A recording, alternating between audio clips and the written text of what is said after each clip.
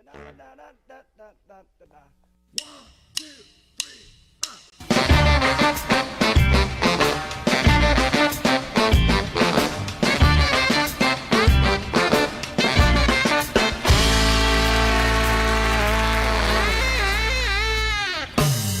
up, get yourself together, drive your funky soul. When I say Sagittarius, gone, drive your funky soul. When I say Gemini, gone, can drive your funky soul. When I say Aries, can drive the funky soul. When I say Cancer, come on, can drive hard.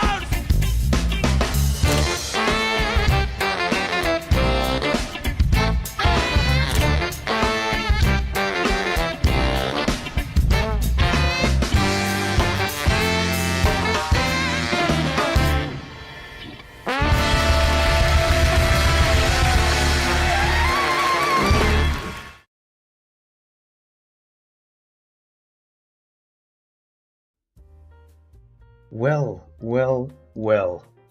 Hello, everyone. I hope you're having a great day.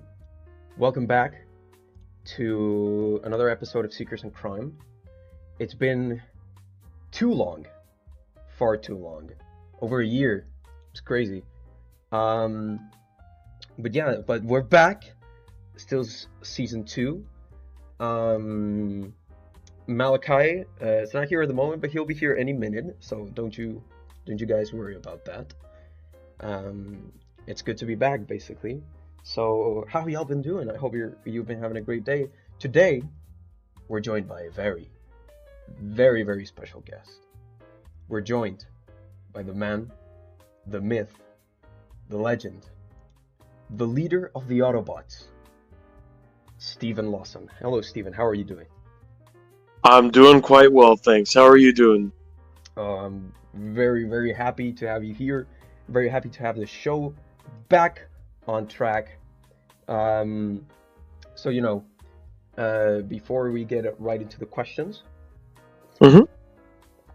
I want to ask you, in general, Steven, we usually like to do... It's been so long that I kind of forgot the introduction questions that we did. However, a good start, is to be, of course, you are voicing Optimus Prime for this. You've voiced Optimus Prime before. So my question is, why Optimus? What led you to be like, you know what? I want to voice this guy. Well, that's sort of a complicated question. I was a huge fan of Transformers ever since my childhood, and especially once the Michael Bay movies came out, that kind of launched it to the next degree. Because I was kind of right around high school, I think. And honestly, I think particularly the Bay version that we see in the movies, I was really engrossed in for a lot of his characteristics that some people make fun of as, just Murder Prime or something like that, but I saw a more complicated character in him. Someone dealing with, like, PTSD and a lot of stressful stimulus. That made me find him really compelling and added a mystery to the character that I really enjoyed. And also for voiceover stuff in general, I was just an unacceptably nerdy kid. Like, I was one of those kids that probably up until like 8 to 10 was, playing with his toys like in groups and sort of thing. So it was a weird dynamic, especially being grown now to, realize that in, retrospect how socially strange that was. But it also led me to kind of discover my interest in voiceover work and voice acting. And so I've always found certain voices and certain characters very compelling. And right up there at the top was Optimus Prime. So that's kind of a general synopsis, but um, I would just say that obviously his role in leadership in a intergalactic war, as an alien on Earth, I really identified with in a certain sense, which could sound a little pretentious, but as kind of a strange younger kid, um, I really, found some connection with him, and to this day, I think that he's a very compelling character. That's very, very cool. Very interesting story behind it as well. Um, I have another question before, we get into the pre-submitted questions, and of course, we'll be reading the chat afterwards. But apart from, for example, Optimus Prime, any other character you've had an interest in voicing? Yes. I mean, there are several Transformers characters, obviously, that I can do, and enjoy doing thoroughly, and have done for various other content creators. And, I would love to explore doing more in the future. I also was a big Batman fan, as in the animated series from the 90s, as well as, the Christopher Nolan movies. Hmm. Um, and then a more I guess niche, you could say, but it's also a big franchise, is um Yu-Gi-Oh! I don't know if you've heard of that, but it's, I kind have. of a trading card game. And that was another one, especially the voice actor Dan Green, who played um Yugi, the main character of the show.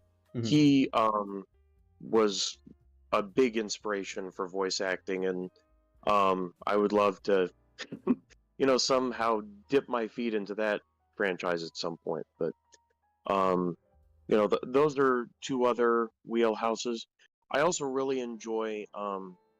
People may not know this about me, but um, some more like zany, cartoony voices. Like, if you ever watched The Grim Adventures of Billy and Mandy, Okay. there are several I can do from that.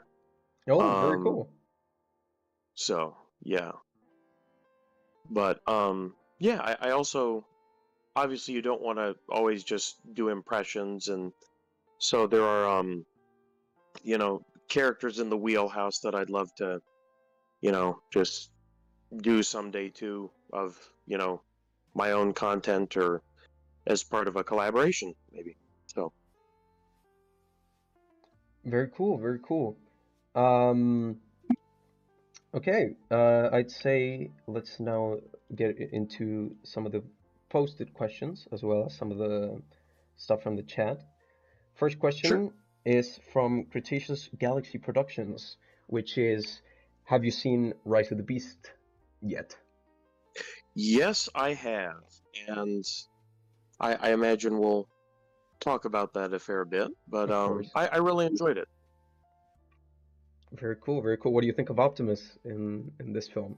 It is kind of a Optimus-centered movie. By the way, um, it has been some time, since the movie came out. However, if anyone in the chat, if anyone in the stream hasn't seen it, I recommend you exit the stream because we will be delving into spoilers. After all, this is a Transformers related channel, and we assume that a lot of people have already seen it. So again, if you haven't, there's your last warning, spoiler warning to exit the stream, go watch it. It's really good. Come back and enjoy. So yeah.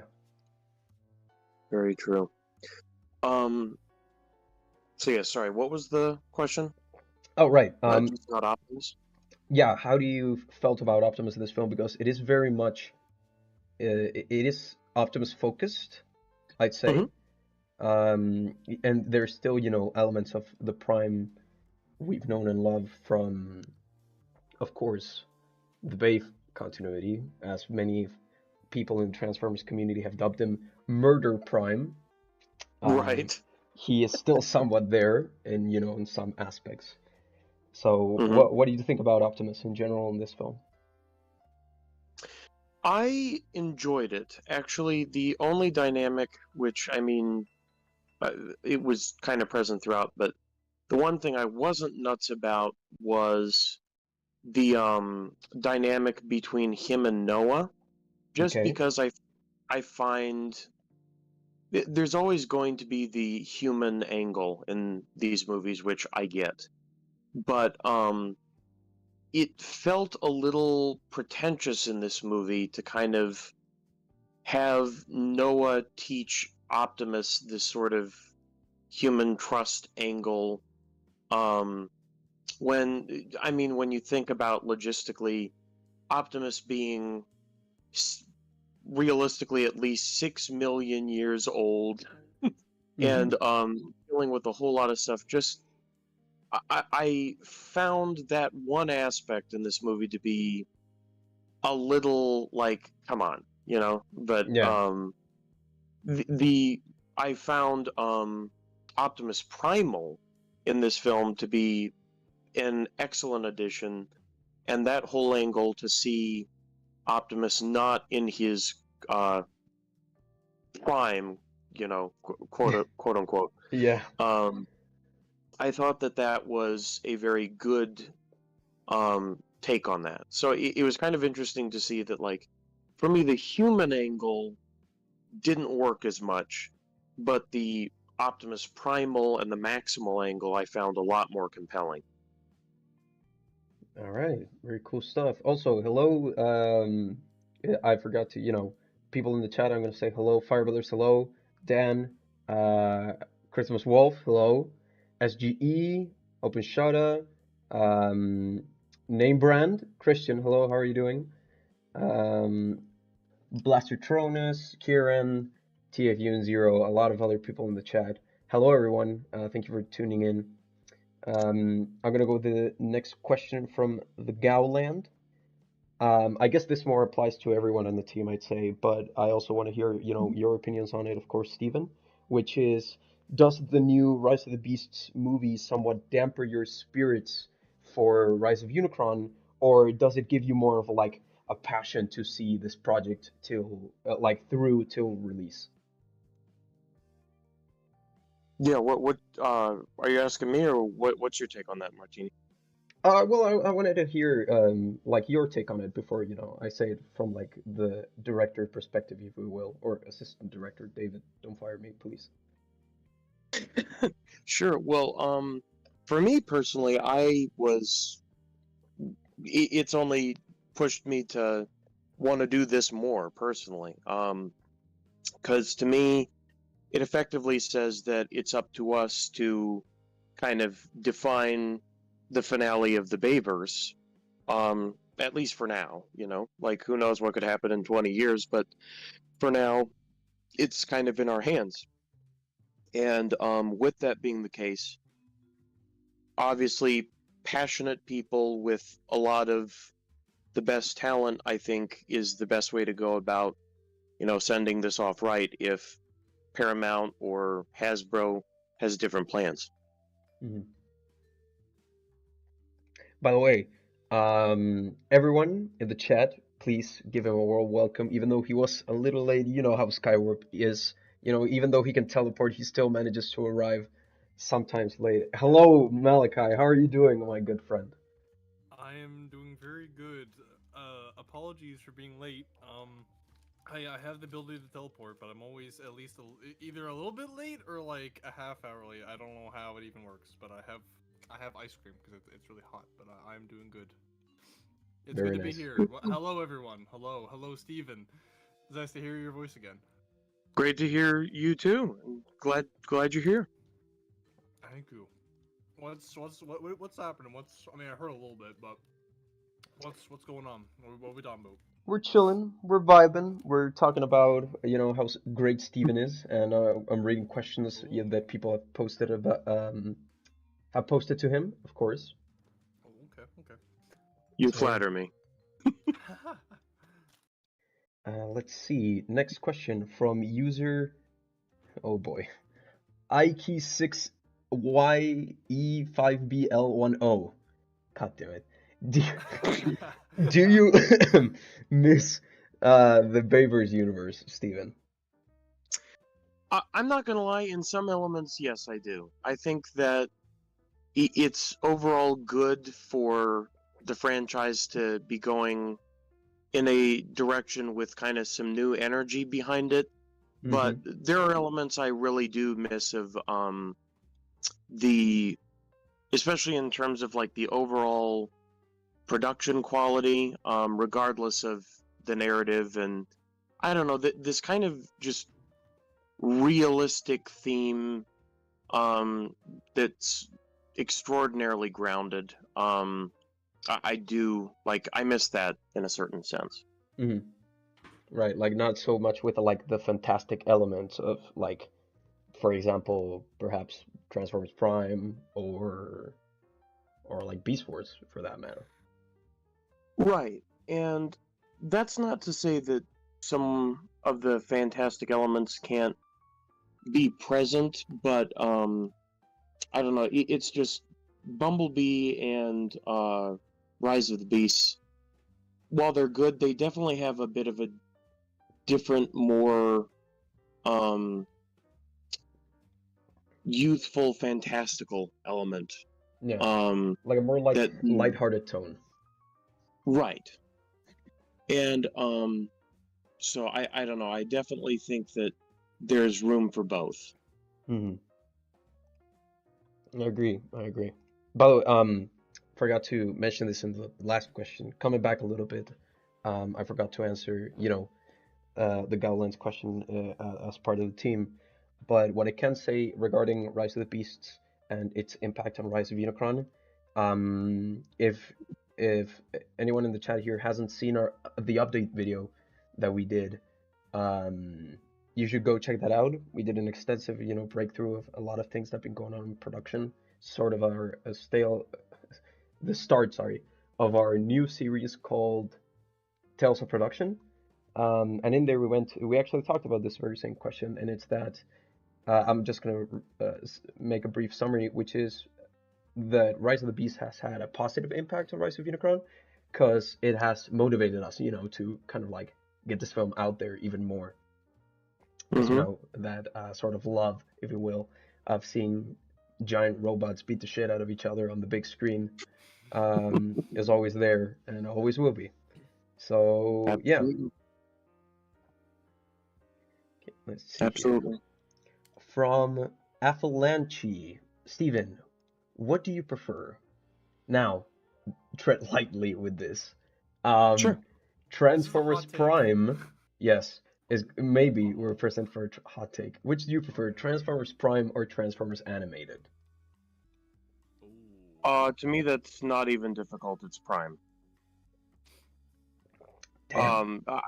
I know that some people are um big fans of animated, but to me, Prime is just overall a big step up. There are elements of both that I like and really dislike. I I thought that Megatron in animated had a very interesting,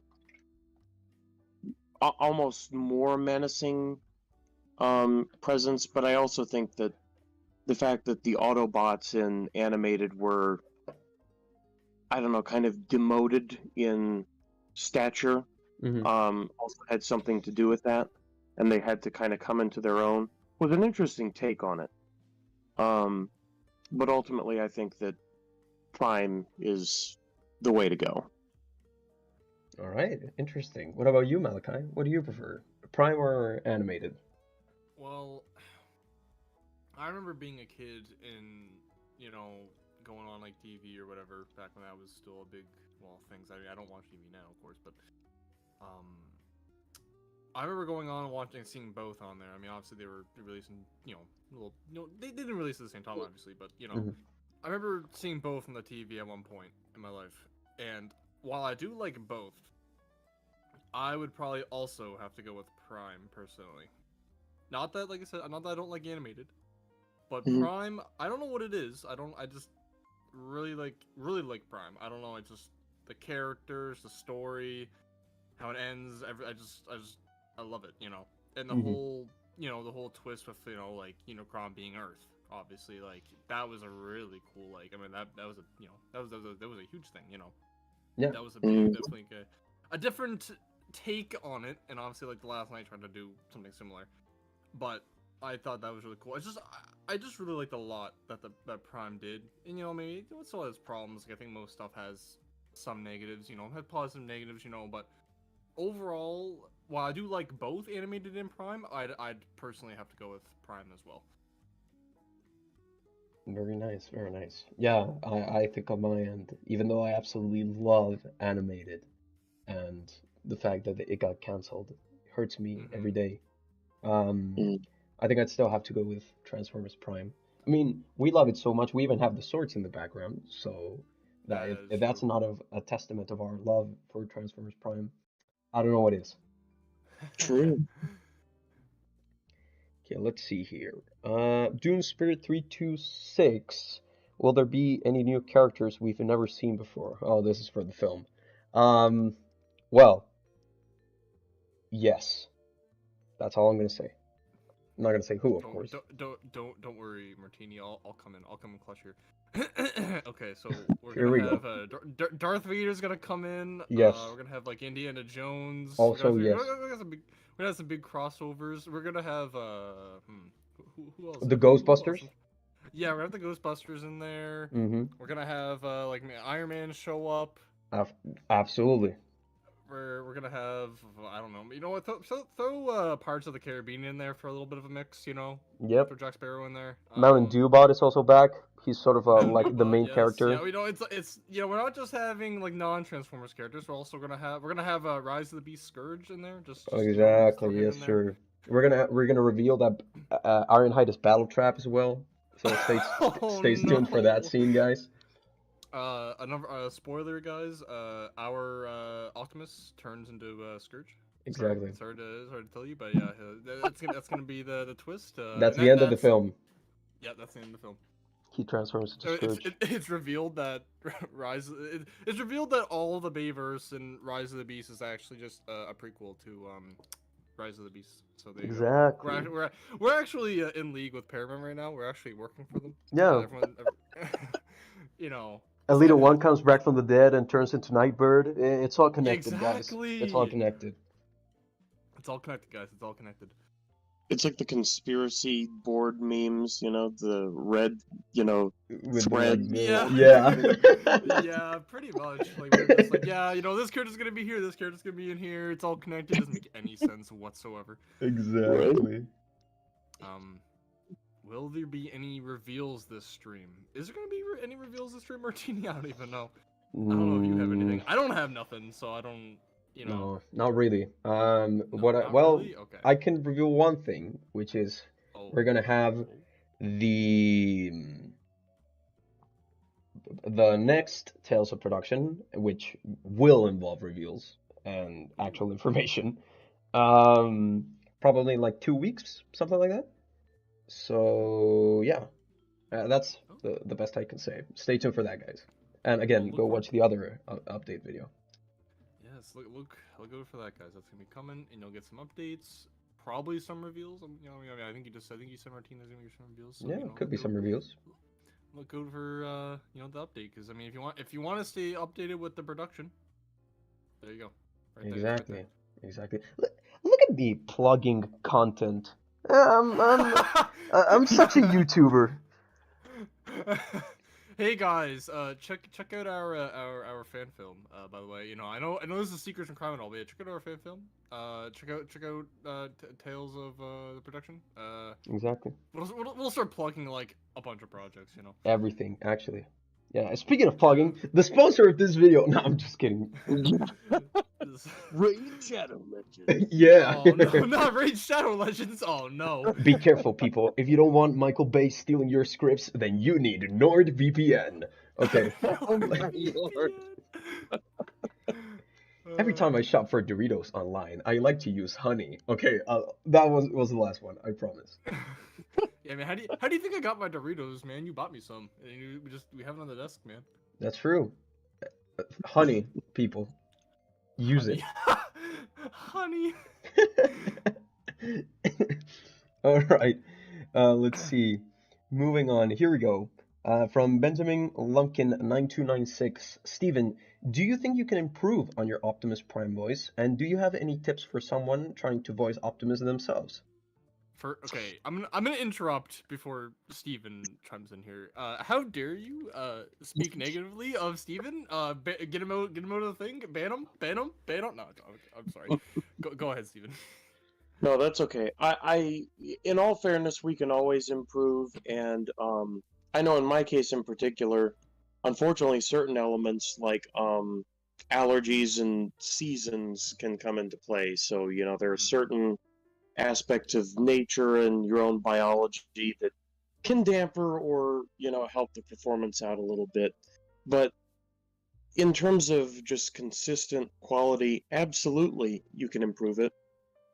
A lot of times, I mean, if you want to start from somewhere, impressions do help some, just to get the general cadence and the richness of the baritone and things like that.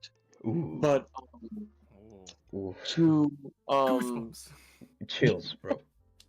We're thanks. getting that buttery smooth Optimus voice. Oh, you know it. Oh, yeah, yes. Oh But God, we're getting the voices in here again. yeah, the voices are in my head. Yeah, no. Stop making voices. Anyone else hear these voices, man? Are you a real Transformers fan if you don't hear the voices in your head 24/7? That's true. Yeah, that's a real question, absolutely. But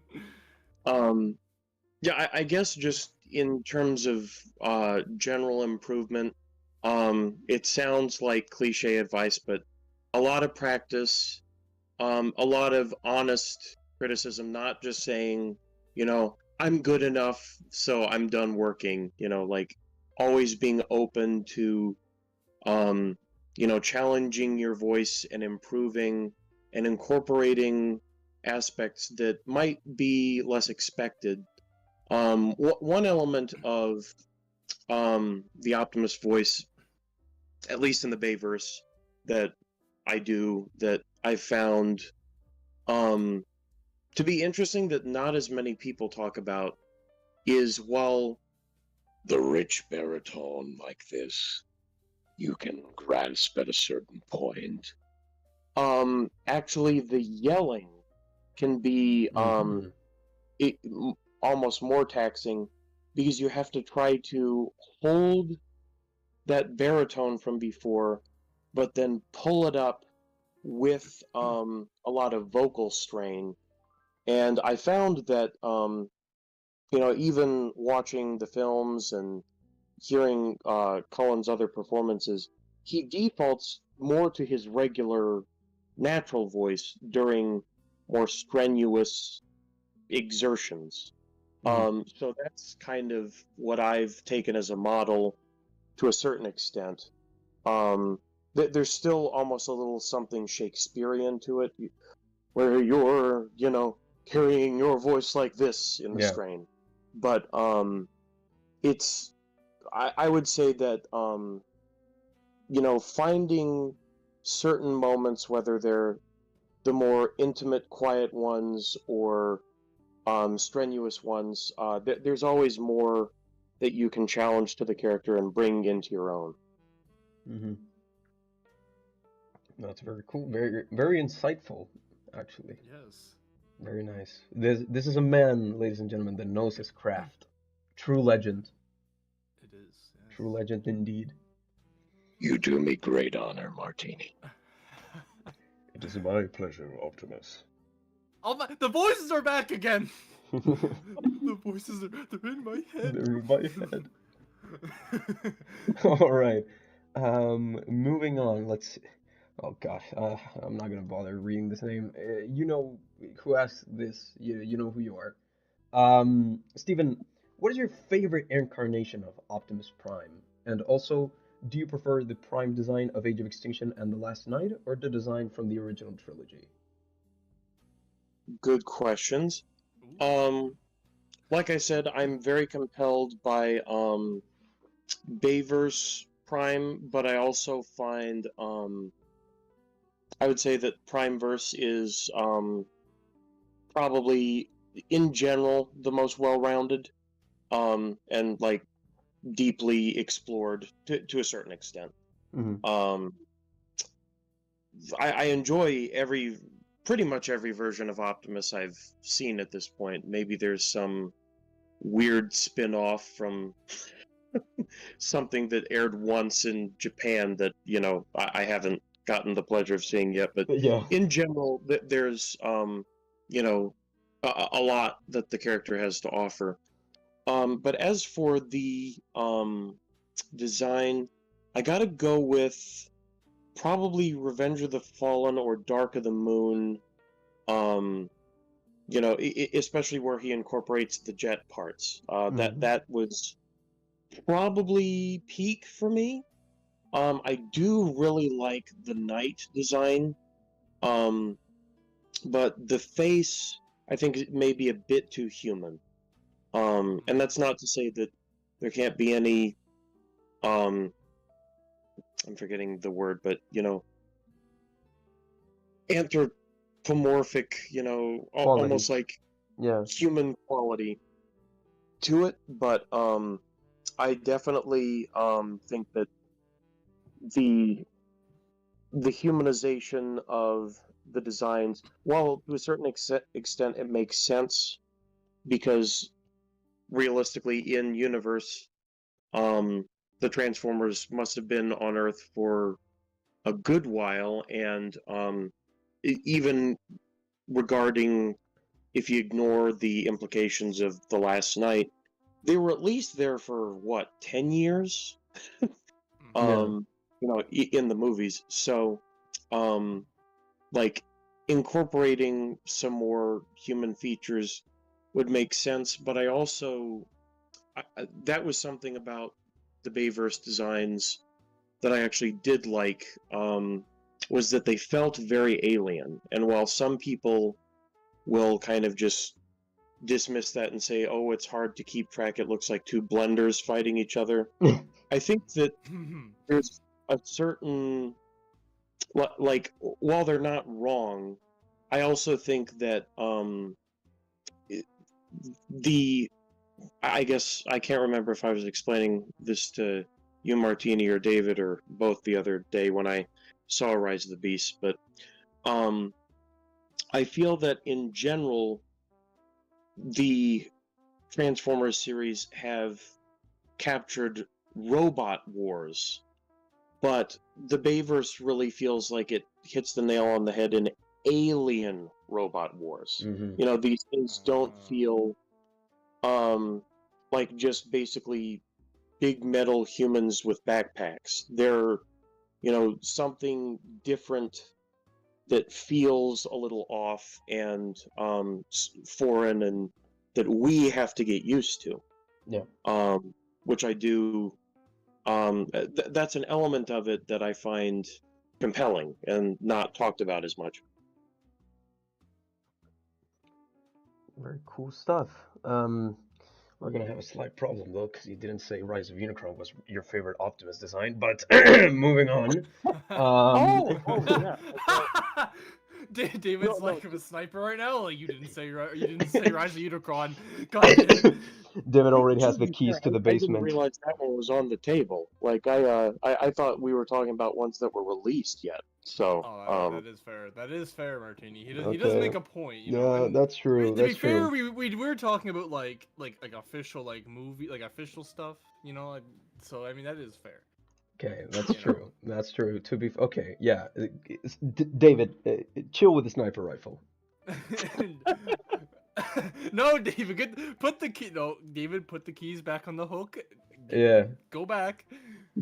no, I do love the thumbnail for this though with the Optimus design. It looks Very nice. Wow, wow, wee, wow. Yes. Well, I'm glad you like it. After all, it is you, so Yes. I know, like, at least I think I know. I think I've definitely said this on like a previous stream. It must have been on like the Real Life and Deal podcast or something.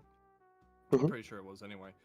But like for me, at least like I'll just talk about like I mean I personally I really like the TF1 through 3 design, especially like the later ones, just because like I just love that design.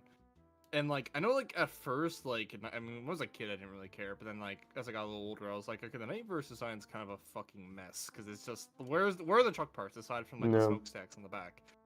Sure. And then I started to like it a bit more as like time went on, and then this is the part I think I talked about in like other streams and stuff is the design for Rise of Unicron, like our Optimus design of like the Knight, design for Optimus. Yeah. It made me appreciate the design more because it's like, well, like I mean, it's just if they added a few truck parts, man, it could have been so much better. And like, Mhm. well, like I said, like TF1 through 3, I just love it so much. Like the Rise of Unicron, or yeah, Rise of Unicron design. I almost said Rise of the Beasts. Rise of Unicron design just gives me a whole new like appreciation, just because it just well, it's definitely like a departure from like pretty much every design I think we've ever seen for probably the most part.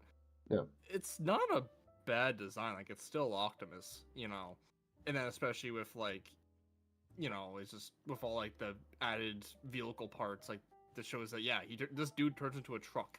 Mm-hmm. It's just it's just I love it so much. I just wanted to say that. I just I love the design. It just made me Yeah. appreciate the whole Knight design even more. Absolutely. No, I agree. Yeah, I mean, when I'd say when it comes to Baver's designs, like, regarding Rise of Unicron, because that's obviously my favorite one. Definitely not biased or anything. For sure. Actually, I think, not joking, my favorite design is probably Evasion Mode. Okay. Oh, I didn't even think about that. Oh my god. Just something about it to me has such like a neat charm. And I'm not talking about the toy version, which is basically just G1 colored Babe Optimus, but like the actual, broken, rusted Prime that we see in the film. I don't know, just something about it like really goes well with me. Martini, are you just saying you like seeing Optimus in pain? Is that what you're telling us? You like seeing them all, broken and beaten down and depressed? Is that what you're telling us, Martini? Well, maybe. I mean, I'm pretty sure I've said before on camera, maybe on camera, I don't know, either on camera or off camera, but No. David will quote me on this because I've said this multiple times that at least when it comes to writing, I love making characters miserable. So, It yeah. builds great character. I mean, that's true though. If a character is miserable, it is great character writing.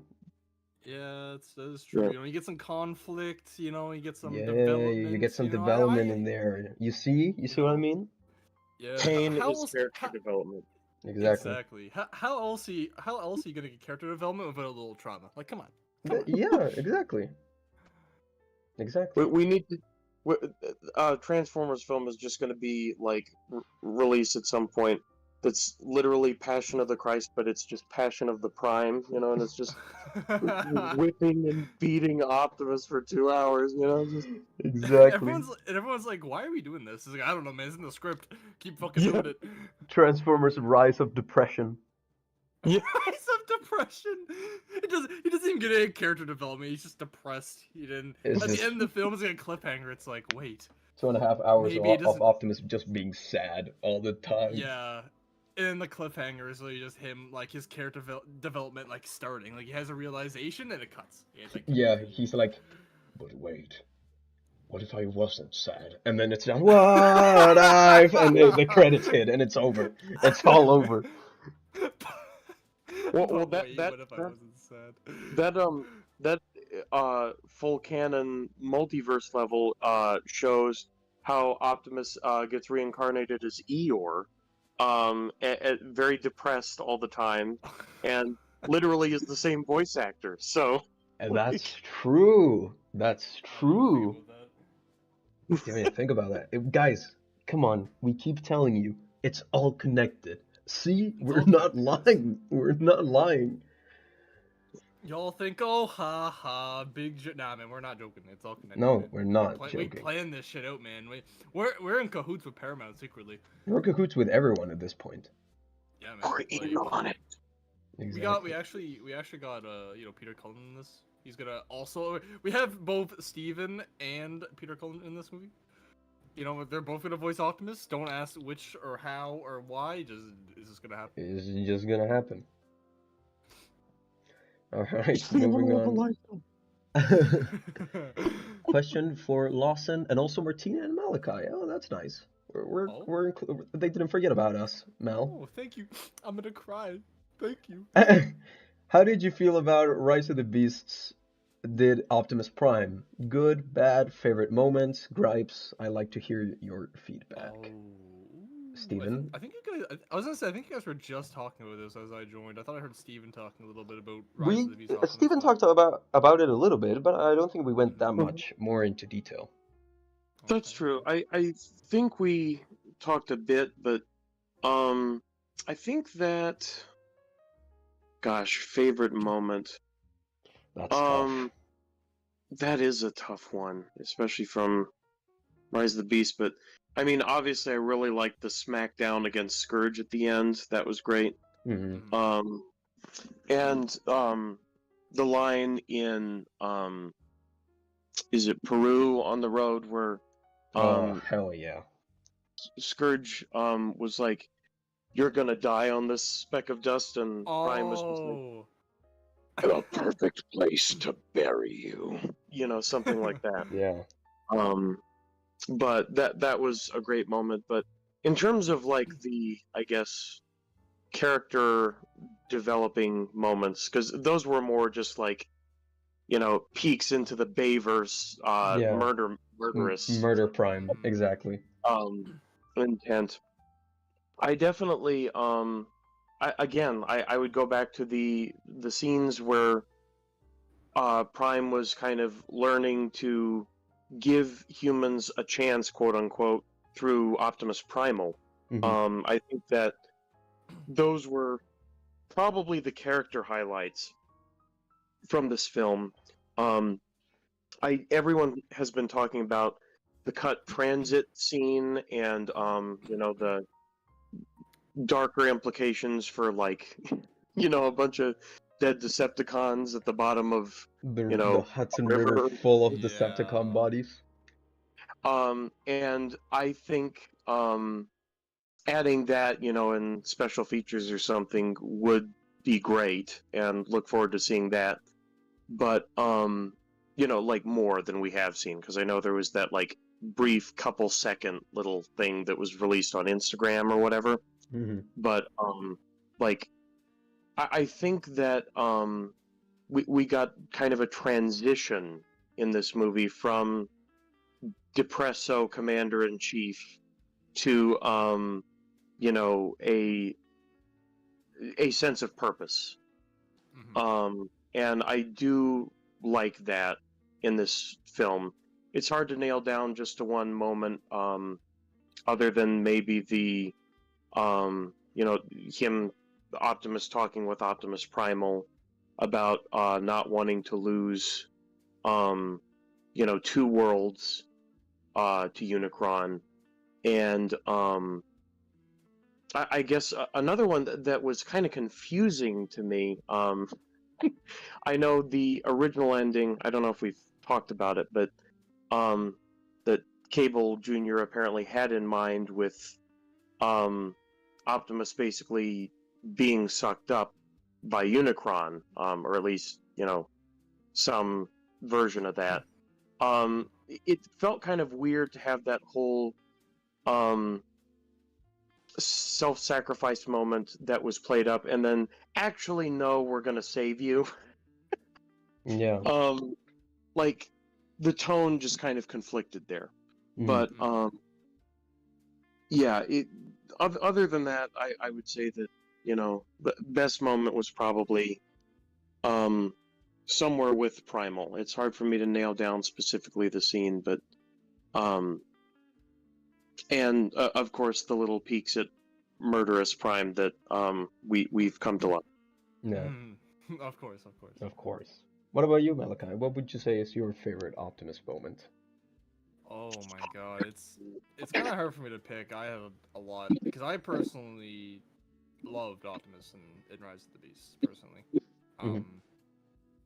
I'm just like, 'cause there were so many moments like I liked, and I guess this would almost kind of dive into like Optimus and Noah a bit, but like I kind of like, although like yeah, it's like that thing. It's like, oh yeah, you know, like humans, like they're gonna be a part of the live action movies. That's just like given.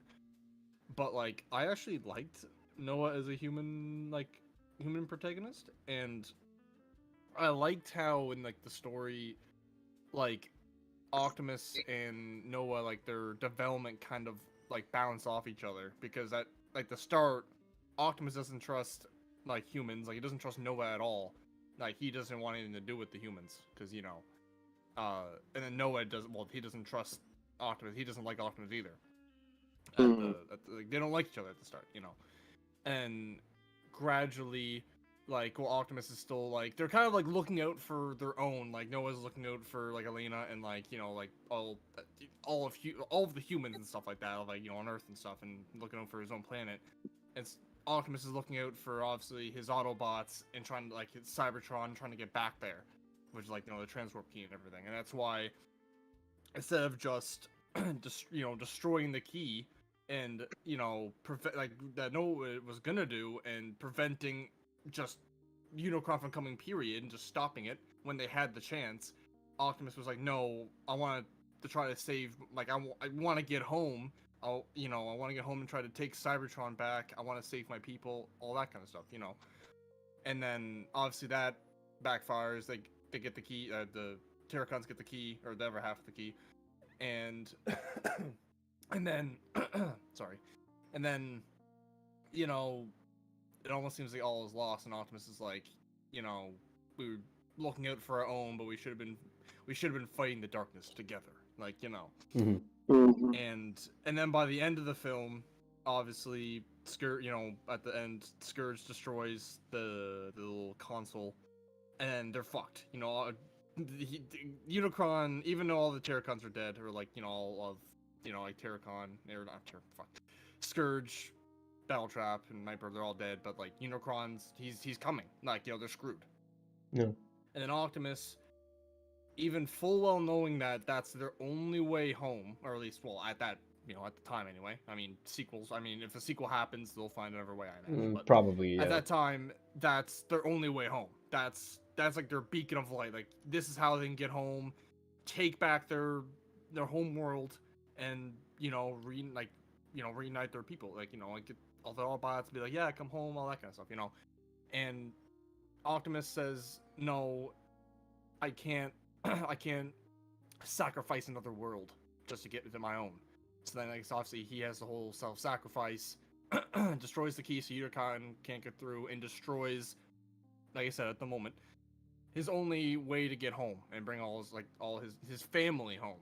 You know, and then he's gonna die. Like he's getting sucked up, and then Noah saves him, which I think was all like obviously it would have been kind of cool to see like whatever cut would have been where like you know he just gets sucked into the portal and then we don't know what happens to him. Like you know Unicron's gonna do whatever the hell he wants with him, or you know.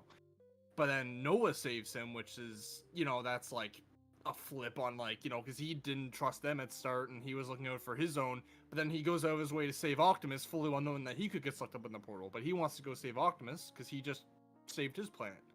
You know. Right. So, like I said, like I definitely get what you're saying, Steven, with like the whole self-sacrificing kind of gets like ruined, like the tone a little bit gets kind of you know because like they go from like oh yeah I'm gonna sacrifice myself, and, you know it's a really heroic thing, and then like you know he's just saved and you know nothing, they're all good. But at the same time, I really like it for like, I mean it for me I like the moment because it's still a really cool moment, and I also like the development because it really it bounces off because like you said how they started and then from how they are at the end of the film. It's just I find it like a really nice and mostly satisfying kind of conclusion to both of the characters that are from two totally different worlds, and have no relation to each other, but they united and they bonded, and they both save each other in a sense, and I find it really, really heartfelt. That's I my got you. take on it.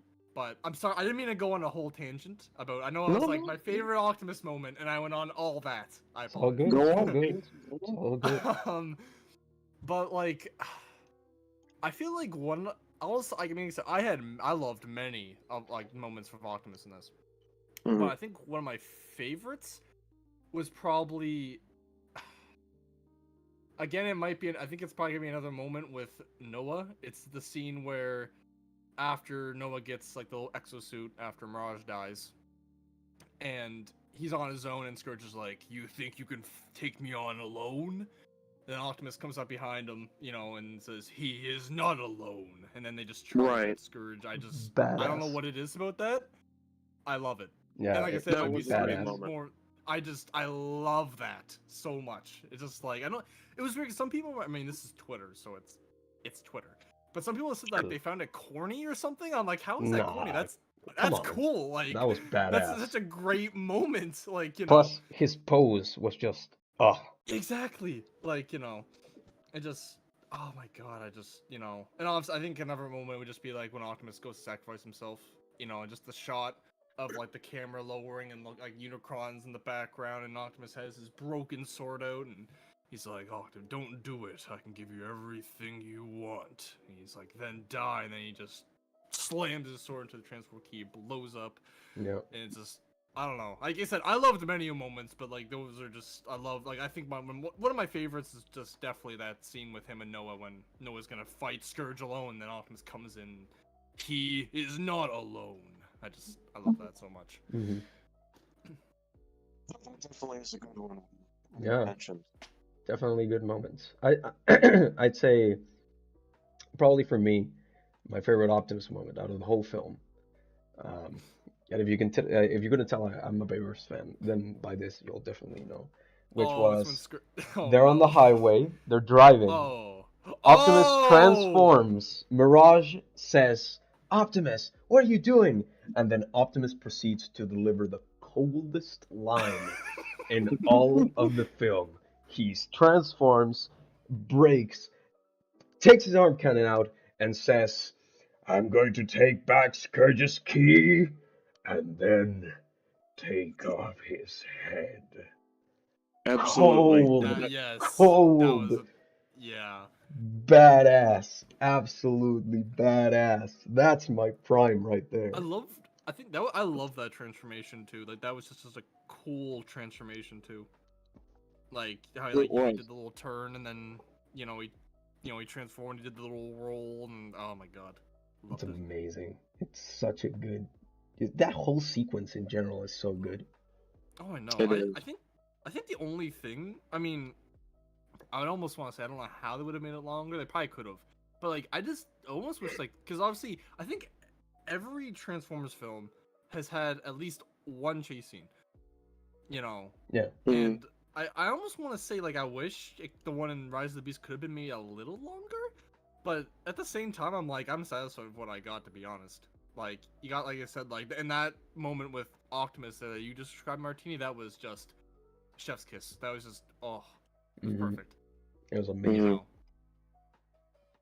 Murder Prime, basically. Yeah, well, that's the thing I think about too is like I mean this could just be me trying to give an explanation for something that doesn't have an explanation, but like I'd almost want to say he's a bit more aggressive because, well, in that particular scene, because like just before, like in his mirror, like I said, I don't know. I'm assuming they did this intentionally, but we don't know. I guess at least as of now. Mhm. But like it's Scourge is behind him, and then like in his mirror, like it shows Scourge and his grill with all the insignias of Autobots, Decepticons, Maximals, Predacons, everyone, man. And I like to think he just gets fucking pissed, and he's like, "Nah, we fucking brawling again, man." And just plus with like Bumblebee, like him killing Bumblebee, he's like, "Nah, we squaring up. Come on." Mhm. You I know. mean, I guess. And Kill, that's quote unquote. Yeah. Yeah. yeah, and that's kind of like what I think is like it's these guys aren't Decepticons. These guys are fucking Terracons, and they're servants of Unicron. Unicron just wants to fucking kill all Everyone. life in the universe. Yeah, Yeah. so that's why I kind of think like that might be why he's more, because he knows these guys serve Unicron. He knows. I would say maybe the only time he wouldn't would be like the first in the museum fight, because he might not know then. I mean, But then after that, like, cause I guess, like- but then again, Decepticon bodies in the Hudson River, so it's just Yeah, Murder that- Prime. yeah, it's basically that- just it's Murder a, Prime. It's a deleted scene. Martini, stop! No, I'm joking. But that was just what. Yeah, it's like you do become a good point, Martini, because like in the film that we see, it's like I just thought like, oh yeah, it's because they're Terracons, you know. If they were Decepticons, he might not be as brutal. But then you bring up a very good counterpoint, because then there's a deleted scene where he fucking just, you know, he kills Transit and he drops him in the fucking Hudson, and then it's revealed that he's just been hunting Decepticons over the 7 years they've been there. And you're like, oh, Yep. okay, okay. Could you imagine, by You the know, way, if we got like confirmation? Like, could you imagine just how upset people would be? Imagine if Optimus dumps Transit in the Hudson River, and you see Mhm. Starscream, Skywarp, Thundercracker, Shockwave, Soundwave, all of them just gone. Oh my! Imagine they how should- much Paramount would burn after that. they just do that just Yeah. to piss people off. hmm Like, could you imagine? Like, people would be in an uproar over that. It would just have to be a bunch of like nameless Decepticons, like some like random ass seekers. Yeah, Like, like- if they put any named characters that were big, nah. Uh, They're gonna burn. They're gonna Paramount's piss getting off burned. a lot of people. Yep. Yeah, like, you know. But like, speaking of the transit scene though, I'm actually like kind of excited to see that, because like I remember, Same here. I think I saw it today. I might be able to send it in just a little chat here, and a little call we're in if I can find it. I think it's right here. Mhm. There was a Blu-ray list of like all like the special like features, like the Oh, special yeah. features list of everything that's gonna be there. 92 minutes of additional footage. That's crazy. Yeah, in the transit alternate opening, the lead scene is gonna be at least 4 minutes. So I'm like, ooh, I want to see this. If they have the full, I mean, I imagine they will. If they have that full scene where he drops the, you know, transit's body into the river and you see all the Decepticons in there, I'm gonna be like, oh my god. I think They probably will too. from what Capel said, apparently we're having he said that, you know, they filmed everything with Transit. I think he said they never got to film the Hudson River stuff. Depending Fuck. on how much money Paramount shoves into it, I guess. Like, if they True. maybe go full Snyder cut and they're like, okay, apparently people want Yeah. to see this, so we'll give you the They money. sh- Just go shoot it real quick. They should. That'd be so funny. It'd be, But, I don't know. it'd be cold, though. It would Yeah, really no, be. it would be. Like, I'm actually really excited to see that, just because, like, a lot of people were hyped for Transit, including me, and they're like, yeah, no, he's not gonna need it anymore. And like, Mm. I don't have a problem with like, and obviously like that would have been really brutal and maybe a little bit too much. Seeing it as a deleted scene, I'm all for it. Like, I'm actually kind of hyped. Like, I want to Yeah. see that. I agree. Yeah. And apparently here too, like, there's like more. There's like, this is like the cave / switchback, which I don't know if that's the. I'm assuming that might be the chase, maybe. This is the cave / the switchback. I think that's switchback. when they go to the cave in Peru and they try to find the transwarp, and then there's like Oh, freezer in okay, there, yeah. all of that. Yeah, it says alternate / extended 4 minutes. So I Whoa. imagine we'll see like the shot of Rhinox. That we Yeah, didn't see, that's what I probably some other was stuff. gonna say, because that scene originally was supposed to have the Maximals in it. I think we're gonna see that probably. Yeah, and then there's like, "Are you ready?" deleted scene. I don't know what that is. I imagine No it's idea. Humans or something. This can't be real. That's gonna be I imagine the scene after the museum with Elena Elena. She's and- like, yeah. "This isn't real. This isn't real." And then RC gives a little peace sign. That's gonna be included. Noah comes home. That's was an extended deleted scene. That's gonna probably be at the end, I'm assuming, or Mhm. might be, or it could be at the scene after, also in the museum where like his brother and stuff. The Maximal Crest extended 1 minute. I don't know what that could be. If that's like, I guess they'll explain the Maximal logo, like the meaning behind it or something like that. Like why they have a different logo to the yeah. Autobots or something like that. I think it's Then- amazing that they cut 11 minutes from the final battle. That's insane. That's Yeah. wow, I actually didn't know that. That's crazy. And what I may be misremembering the Battle of Ellis Island. Is that basically just like the first thing with the I, you know that's- museum? That's the museum, yeah. I think so. Yeah. Okay. Pretty sure. All right. And then they have the very last one, which I'm hoping, because we talked about it a little bit here. Like this is alternate ending, deleted scene, 1 minute. Now this could just be something with like Noah or something, maybe. I don't know. I'm kind of hoping that it's probably using, because I'm guessing they like, I don't know, but I'm kind of hoping that's the scene where like the alternate ending where Optimus gets sucked into the portal and then Into he's, the portal? Right. Yeah, I'm kind of hoping it's that, because that'd be cool I to mean, see. what I think it could also possibly be is, Mhm.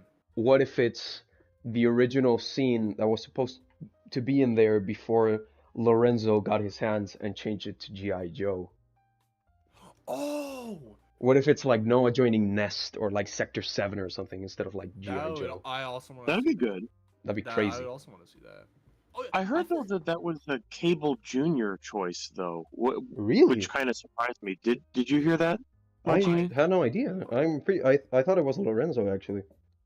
I would believe that in a heartbeat, but I remember I forgot where I heard it, but I'll have to see if I can find it again. Someone said, kind of surprisingly, like in an interview, that Cable Jr. confessed that was his idea, and I'm like, Huh. that's Oh. crazy.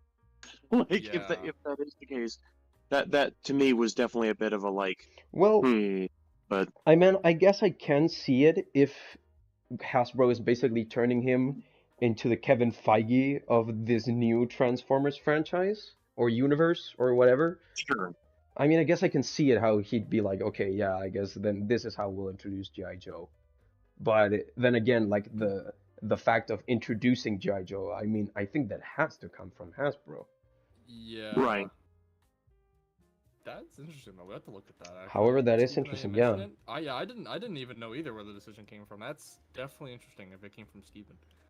But Yes, but now, I guess we can go on a little bit of a tangent just because I'm genuinely interested. Now, this isn't just for us to discuss. I want to see some people in the comments give their opinions. And Christian just said he's back. The name brand. Welcome back, Christian. Welcome back, just Christian. in time, 'cause I'd like to hear your opinion on this too.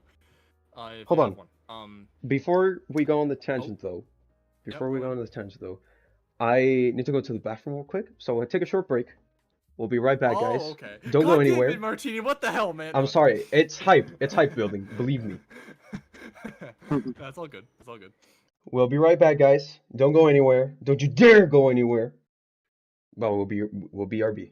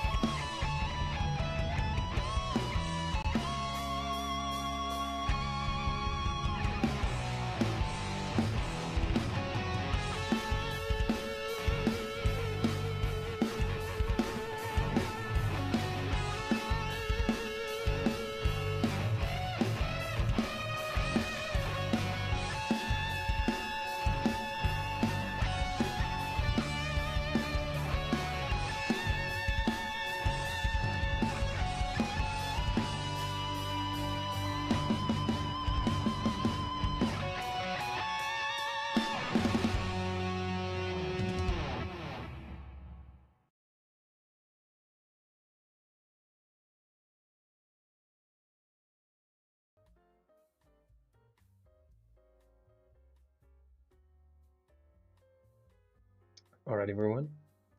We're back from a little commercial break. I'm here. Malachi and Steven are not yet here. But in the meantime, while they come back, how are you doing? How is everyone in the chat doing? Are you all having a good time? Enjoying our breakdowns and our commenting? You can say no, by the way. We don't mind it. You're just gonna get banned. No, I'm just kidding.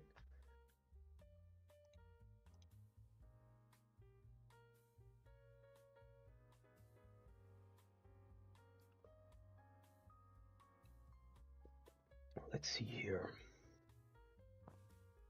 Hey, Nazrin, hello.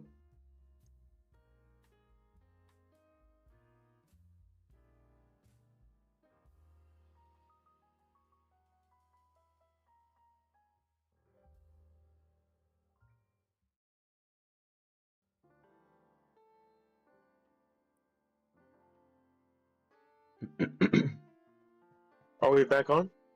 We are. Hello, Steven. Hello, Martini.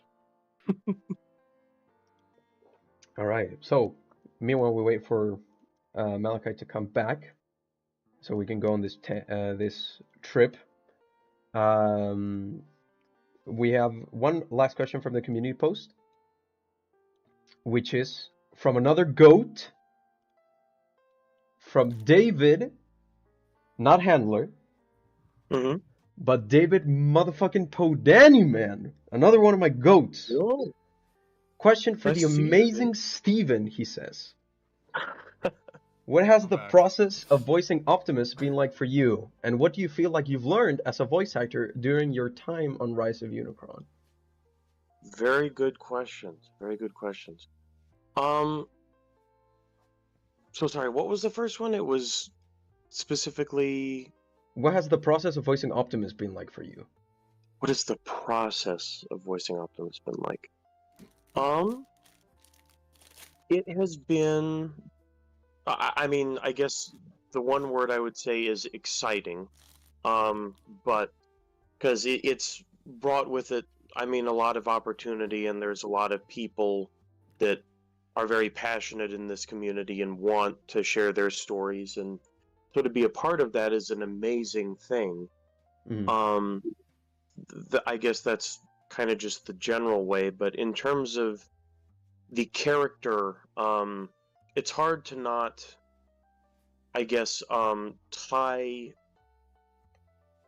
his character into it, or like elements of his identity and struggle into just the everyday stuff.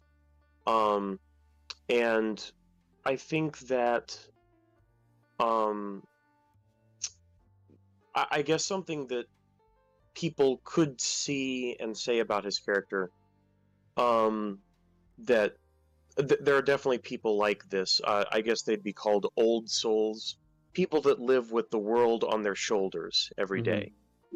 day. Optimus is very much that type of person, even to a fault. And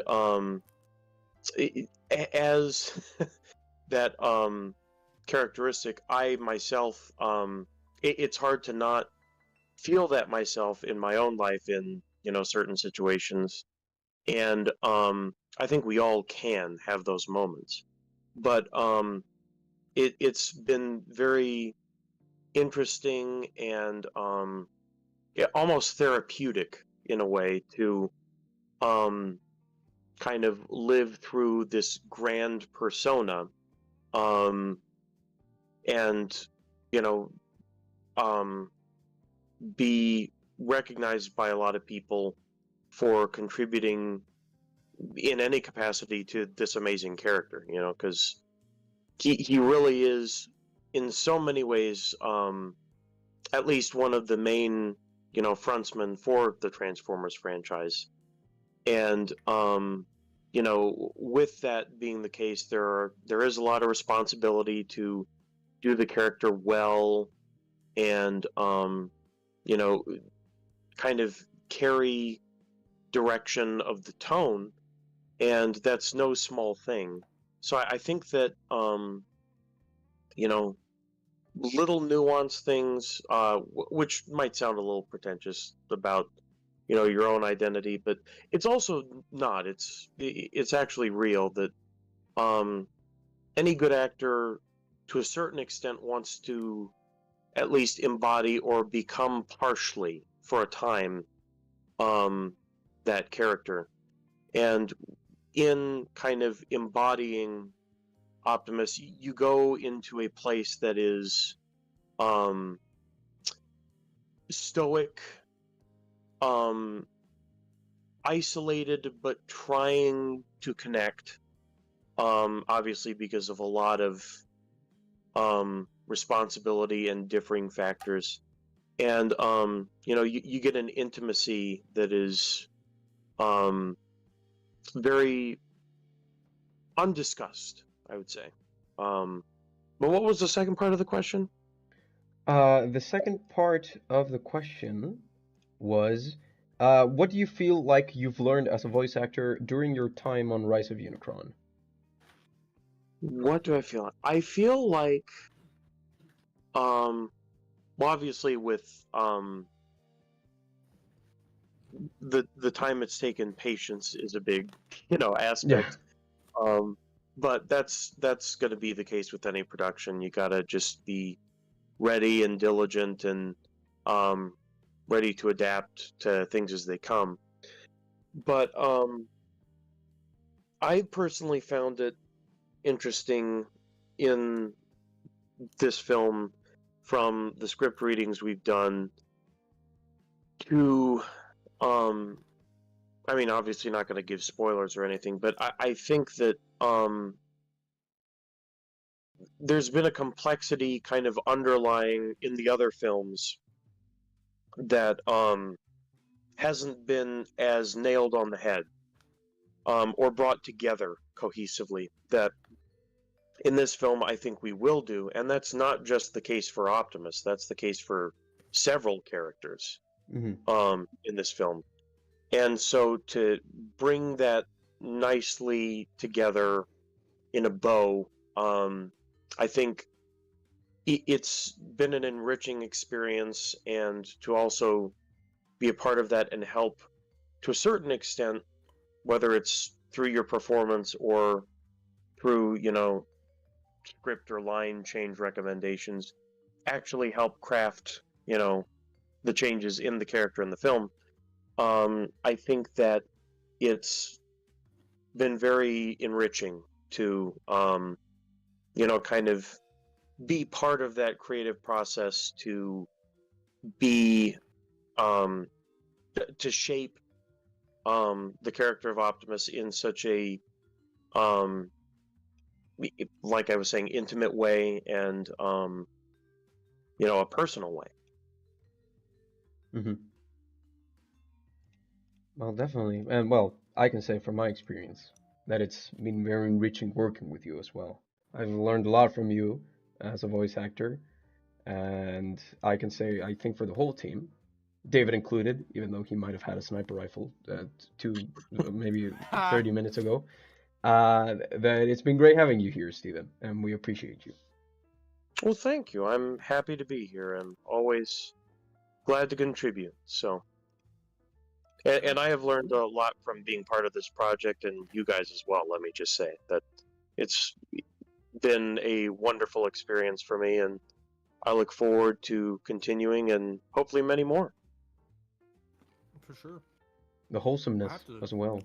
I know, I have to say, like, I'm listening to you talk, Steven. You have such a deep and complex understanding of the character and just everything. It's very, I don't know how to describe it. It's like wholesome. It's like inspiring too. It's like I love it. Like, it's bro is actually Optimus Prime. Yeah, like literally, like you are just literally Optimus. Like it's so awesome just to hear you just speak just what you said. It's so like it's inspiring. I guess I don't know how to even describe it, and just more than like it's inspiring. It's it's just so wonderful. I just love it. I just love it so much. Well, thank you, man. I really appreciate you saying that. It's I those are big shoes to fill, so I don't think I can quite agree that I literally am, but it is so meaningful to be a part of his character, and you know, to even attempt to fill those shoes for a while, and you know, be that strong stoic figure for those you know, who need it. I think is a big gift and responsibility at the same time, and you know, it's an honor to do. Yeah, for sure. I feel like this would really resonate with, you know, like David too, like the other voice actor for Optimus from Cybertron Falls. Our other goat. Yeah, our other goat. Because he's also like just such a good voice of Optimus, and I believe he's well, I don't know how old you are, Steven, but I'm assuming he's much younger than you, because he's only, I think David's like 2021 or something like that. I think so. And he gives such a good, you know, voice, and obviously your voice and his Optimus voice are very different. Sure. But then they're all just so, that's what makes them so good, because it's like your voice obviously is more for, like, you know, it's more trying to get for, like, you know, like the Bayverse type, you know, Optimus, and his is obviously a very completely different version, but like they're both still so, like, they're both so Optimus, and it's wonderful. And I think I speak for everyone here. And now, I was gonna mention this to you a while ago, Martini. I don't know when this even was, but I don't know if it would be for like the Real Effing Deal podcast or what it would be, or maybe even for this. Like, I don't know what it would be, but I would love, and like I said, Steven, I don't know if you would be down for this. I'm assuming you might be, but you know, it'd be up to you. I'd love to have, like I said, I don't know, like, I'd love to have Steven and David in a stream together. Oh, I think it is more than possible. I'll make it happen. I'll move the right strings. I would love that. I'll move the correct So much. strings for it to happen. David, Yeah, if you're watching this, check your DMs, baby. we'll make it happen. We'll make it happen. Yeah, we will. 'Cause I I would- mean, 'cause I would love that. we did officially partner up with the name brand company, so you know, Oh yeah, Christian, yeah. lend us David for one evening. He's like, no, he's all Yeah. mine. Pause. That let's recontext that a little bit, but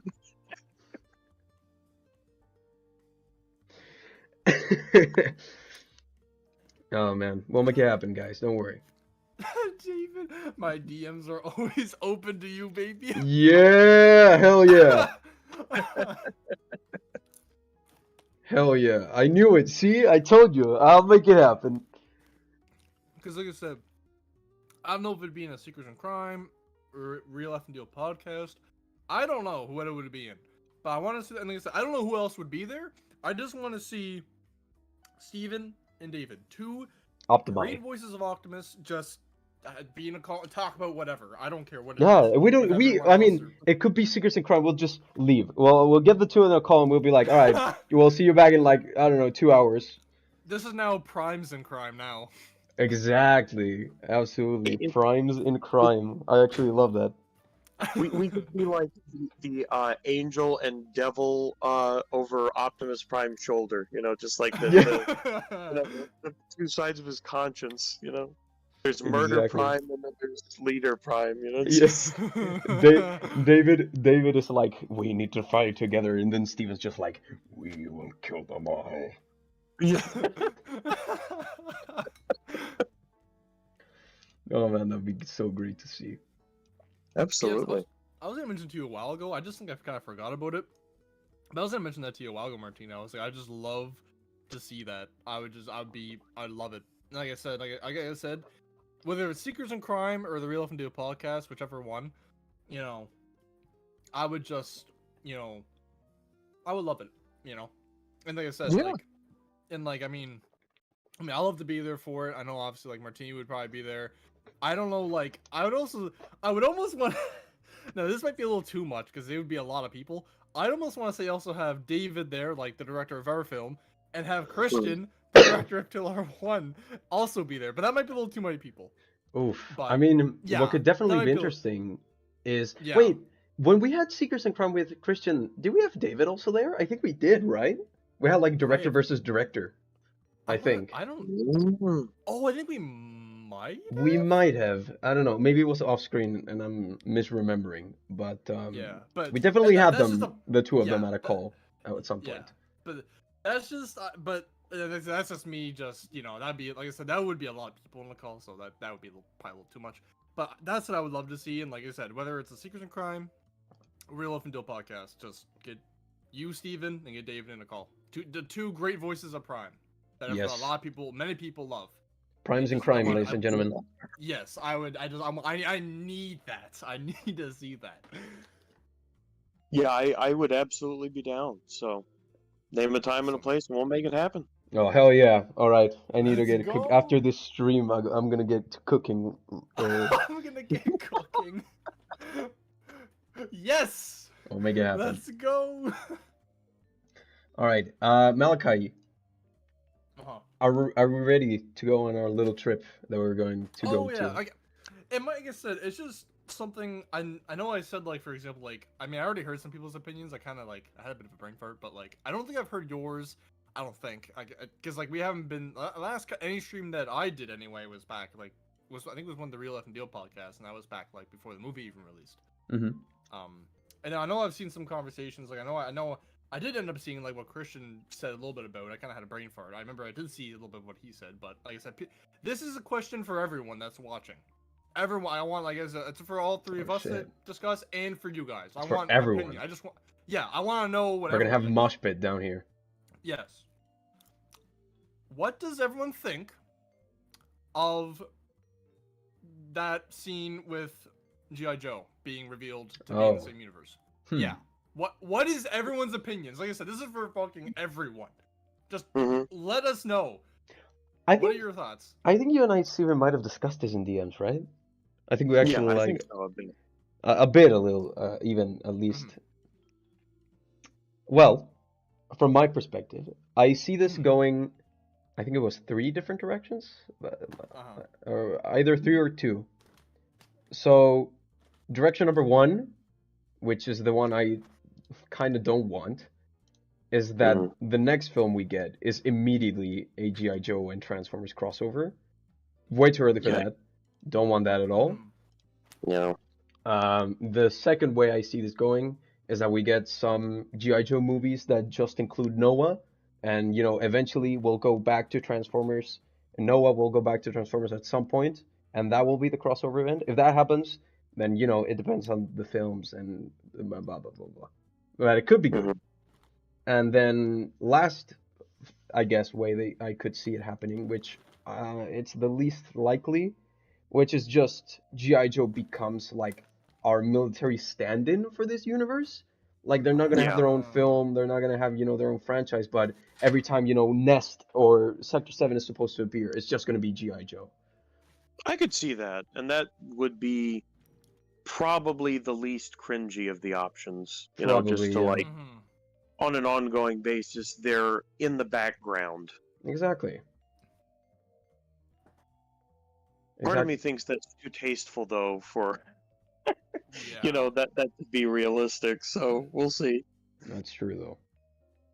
Because like I don't know, like that's the thing. Like a lot of people are fearing they're just gonna cram in G.I. Joe into whatever film is next, and then that's gonna be it. No.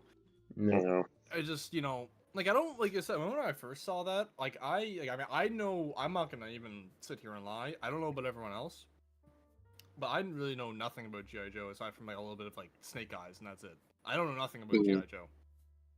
So I saw that and I was like, I was kind of shocked, but I was like, okay. I was kind of a little concerned. I was like, okay, how are they gonna do this? Like, are they just gonna cram it in to whatever next? Are they just gonna cram it in there and be like, yeah, G.I. Joe's in here now, and it's just a big part of whatever the next film is?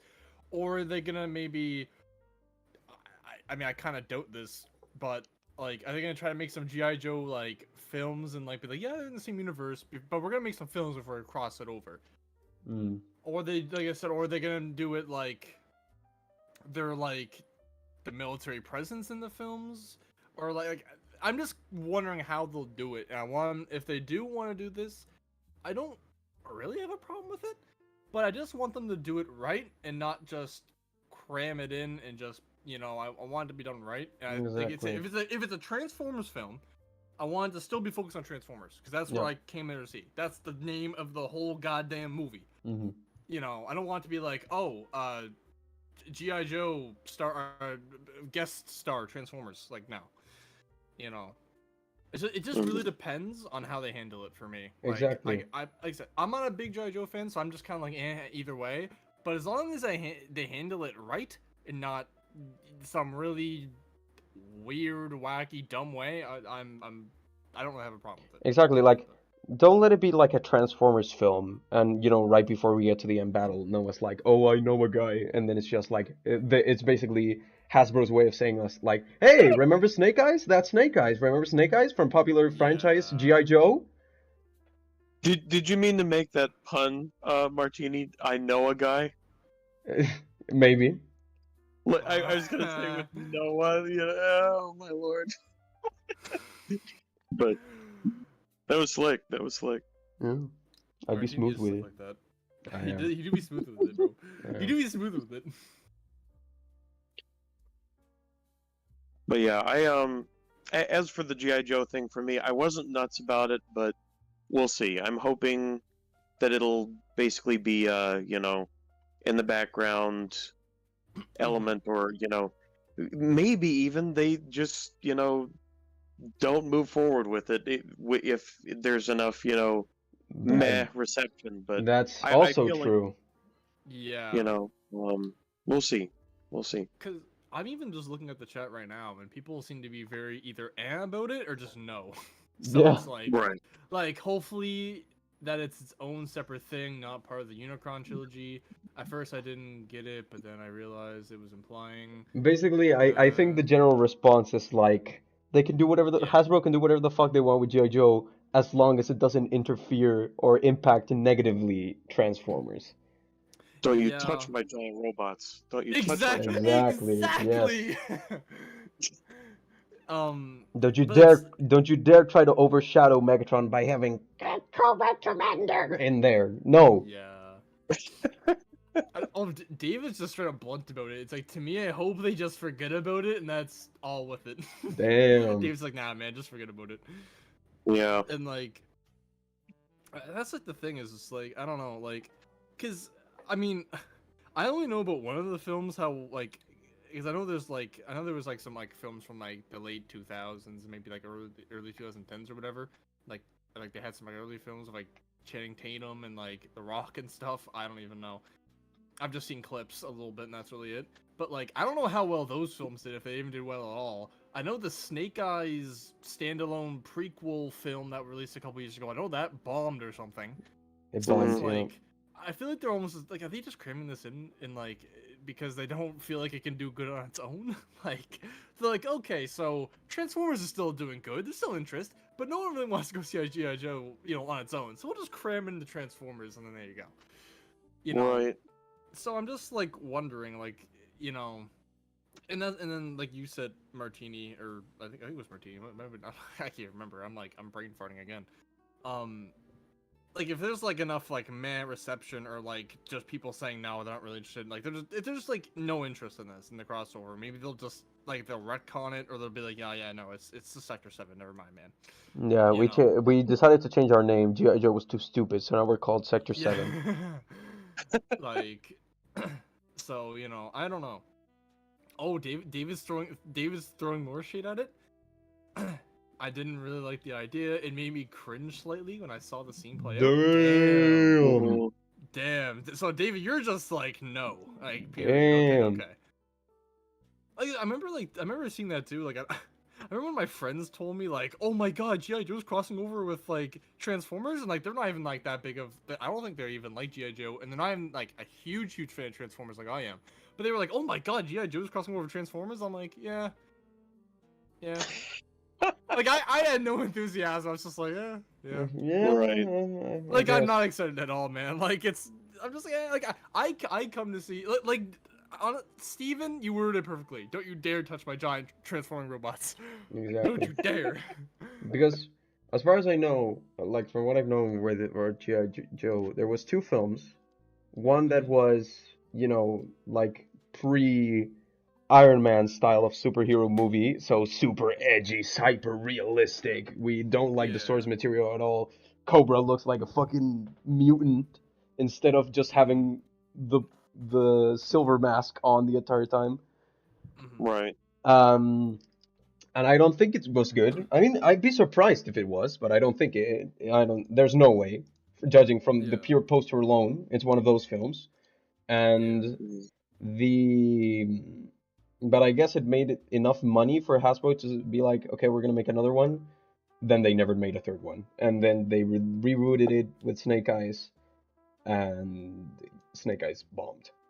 Yeah. I actually haven't seen Snake Eyes, but I saw the prior two, and I think the first one was all right, but it felt like a big soap opera. Like I think there was literally a twist about like the love interest of the main character just so happened out of all the people on Earth to become the evil woman.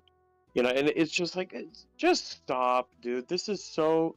It was like coincidence on top of coincidence, for narrative convenience, and then I think the second one did something really weird, similar to, this is a weird comparison, but I don't know if you guys saw Kingsman and then the second Kingsman, Yeah, I like did. Golden Circle. I watched both of Um, them.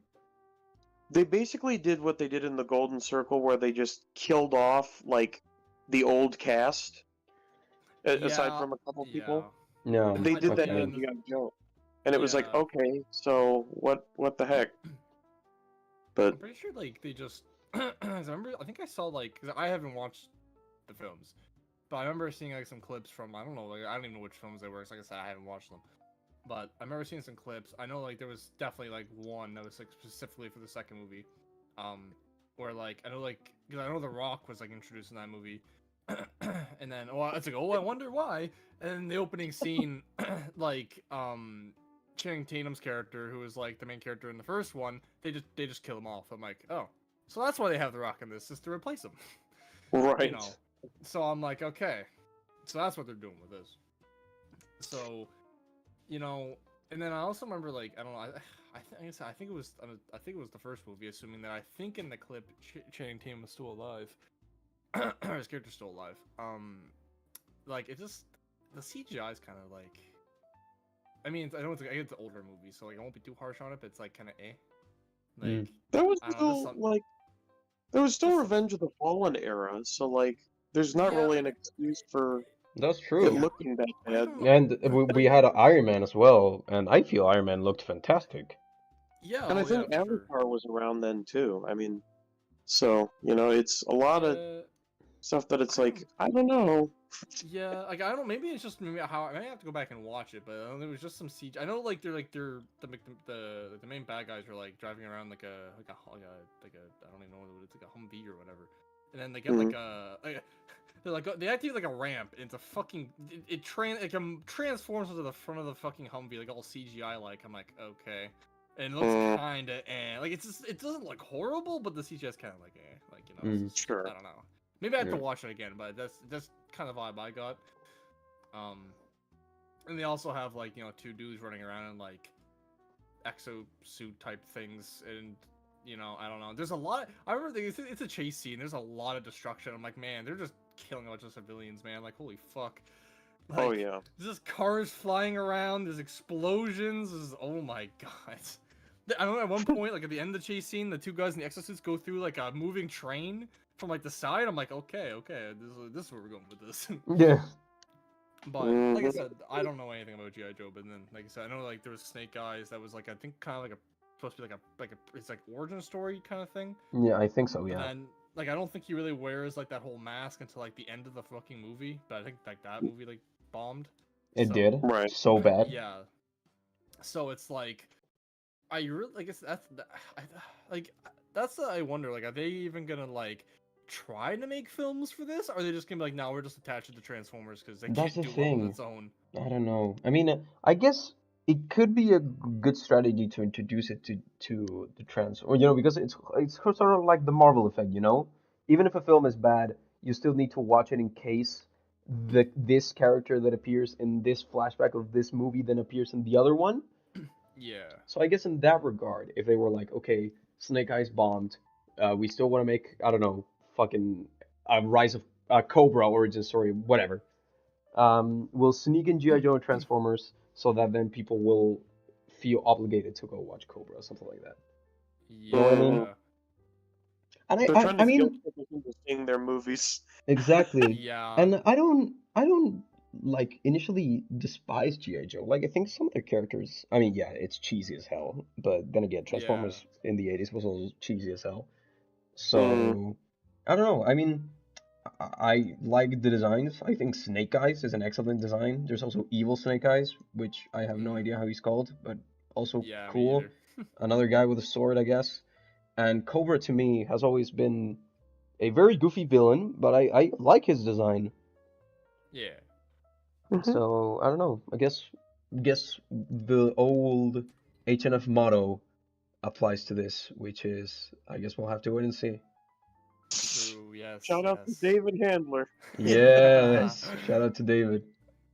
But yeah, no, it's just like I don't know. It's just because that's how I feel like because like I mean, like I said, people could say the same like, oh, why are people excited for that movie? It's just about transforming robots. Who cares about that?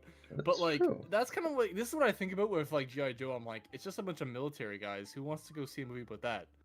Right. But you know, Every not American saying, I guess, ever be like. you know, I'm not saying I'm really like that, but I get the thought every once in a while. I'm like, man, it's just military guys, like you know. Yeah. I get like what you know, but like I don't know. That's just kind of the thing I fear is how they'll handle it, and if they're just gonna piggyback the whole GI Joe thing off of Transformers, just because GI Joe can't really do that good on its own. You know, I don't know. Right. Like because I don't know. There's part of me that like at that end credit scene with like Noah and the military guy, like part of me would have actually been kind of hyped if it said like, oh, Sector 7 or something. I would have been like, oh shit, or like Nest, or like, you know, I would have been like, oh shit, you know. Yeah. But then it's a G.I. Joe, I'm like, okay. Like, just, like, it just no, like I said, no, nothing, just, okay. Like, you know, it's just, but yeah, like, we'll just have to wait and see what happens. Like, you know, David's all saying, 'cause we don't know. I Yeah. just really hope it's not going to interfere with our Transformer screen time, because I swear to God, if they cut back and it becomes Human Formers again, Oh, I'm Right. done, man. I'm done, man. No Like you said, thanks. you can have human characters, but just make the Transformers the main thing, man. exactly. Mhm. Agreed. That's what we came to see, you know. I want to Well, see, you know, I want to see our my favorite characters in this film and kick each other's butts. You know, I want to see that, man. Come on. Well, depending, But- I can see Hasbro may be preparing for the big clash against. We'll see how it does in 2 weeks, but Barbie. You know, Barbie. Oh, I never even thought. Oh God, I never even made that connection. The new you know the new hotness, the new It's you know toys. sheriff. And God damn it, I hadn't even thought of that. Fuck. I look forward to the realistic survival horror Hungry Hippos. That's the one I'm looking for. Yes, absolutely. Can't wait for the 2.5 hour drama operation. Yeah. I do really like how like Hasbro like they try to like some of their like IPs they can obviously like Transformers being like one of their big ones is like, you know, that's like there was a lot there. And then they have other ones like fucking Battleship that they tried to do like years ago. Oh, I That Oh, forgot my that they God. tried to do a Alien- Battleship movie. Yeah, They no, wanted it's to like, be Transformers so bad, you could tell. Yeah. Like, I'm not like it's just like it has like aliens. Like I don't even know. I remember just watching a video, but I'm like, man, what the fuck is this? Why is there even a Battleship game? If you're gonna make a Battleship game, it should be like actual like ships or something, not like a ship that gets like a fucking giant alien spaceship that just hovers in the fucking water. Like, what is this? You know, right? like I'm like you guys. It's like what are they gonna do next? Make like a fucking like a horror movie of hungry hippos? Like what the fuck are they gonna do next? They're gonna do like a They gonna make like a fucking thriller of like Operation? Like what's going on here? Yep. They make You know. Candyland. Honestly, that one's probably coming. Like, Oh, I can God. definitely see that one. No, guys, don't worry. We're gonna have a military drama about Nerf. Just wait for that. I thought you were just gonna say a military drama. I'm like, man, yeah, that's just gonna be G.I. Joe, man. No, Right, about right. Nerf. You wait for it, and then like before the final battle, the one guy he's gonna grab like this big ass gun, and he's gonna be like, "All right then, I guess it's Nerf or nothing," and that's the big money maker, baby. Hell The, yeah! They have that end credit scene. It's ever like military scene. It's like this kid. It's like a fucking kid goes into a military thing. He's like, yeah, we won't recruit you. It's like, for what? He gives him a card and he's like, yeah, look at that card. This is G.I. Joe. It's like, oh my god, G.I. Joe. It's like every film has to be connected to G.I. Joe. It has to be that one military guy. It has to have that card. Exactly. G.I. Joe on it. Guys, wait for 2028 when we get a Wall Street drama movie, Monopoly. Monopoly. Yes. Oh god. Hey, Monopoly. I can't. Does dude even have a name, man? I don't even know the. It's just Monopoly, man. I'm pretty sure it is. Monopoly, man. We wanna recruit you for what? G.I. Joe, baby, hell yeah. Actually, the way they could tie in the Monopoly Man is that they could have like him secretly funding the Joes, and like he actually like, No.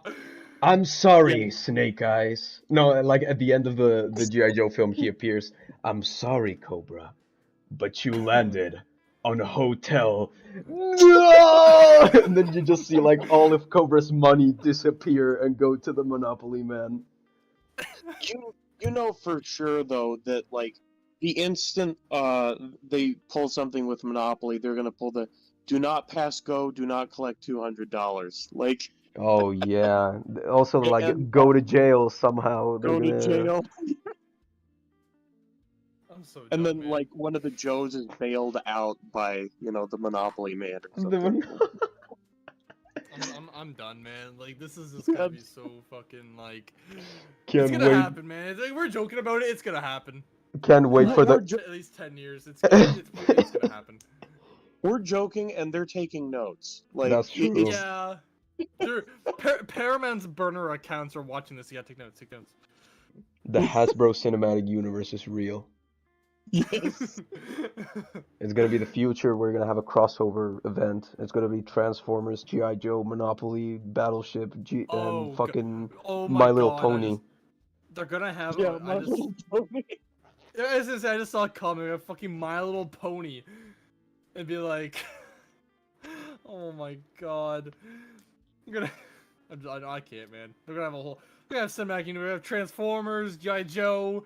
Everyone, Monopoly, everyone is here. Battleship, Operation, Hungry Hippos, My Little Pony, everything. What you fail to understand, Unicron, is that friendship is magic. I'm done, man. Like, what's it called? They're gonna have the death of Optimus, and then it's just gonna be like when the main My Little Pony characters gonna be like, let's revive him with friendship, and they revive him with friendship. Yeah. Oh my Friendship is lord. power, or like whatever the fuck, and then they revive him. Yeah, Wait. that's actually what Energon is made of, the power of friendship. Oh my god. Exactly. I'm That's gonna be the done. ultimate reveal. I'm just. Oh my god. Like, I'm trying to look at something. I have to see something before. Hold up. I'm not sure if I'm just really. Hold on. Is this what like I could. Oh my god. Oh boy. Power Rangers, baby. Oh hell Power yeah! Rangers in there too. Hell yeah! Can't wait! Can't I just wait, thought- bro. I know we're like joking, and I'm only really joking, but just imagine this: Transformers, Power Rangers, and G.I. Joe. Imagine that. I mean, Power Rangers is less of a stretch than G.I. Joe, I feel like. Yeah. That's the worst. Yes. How is it that one is more realistic than the other, but Power Rangers is less of a stretch than like G.I. Joe? I feel like while I'd still want Transformers to be its own thing, I'd almost want to see Power Rangers Yeah. like in the same universe more than GI Joe. Like Have you guys I seen agree. the Power Rangers film? I actually haven't, but now I'm kind of intrigued. I haven't either. I'm kind of intrigued too now. They use big robots. I mean, that's Yeah, like the definitely more in Megazords.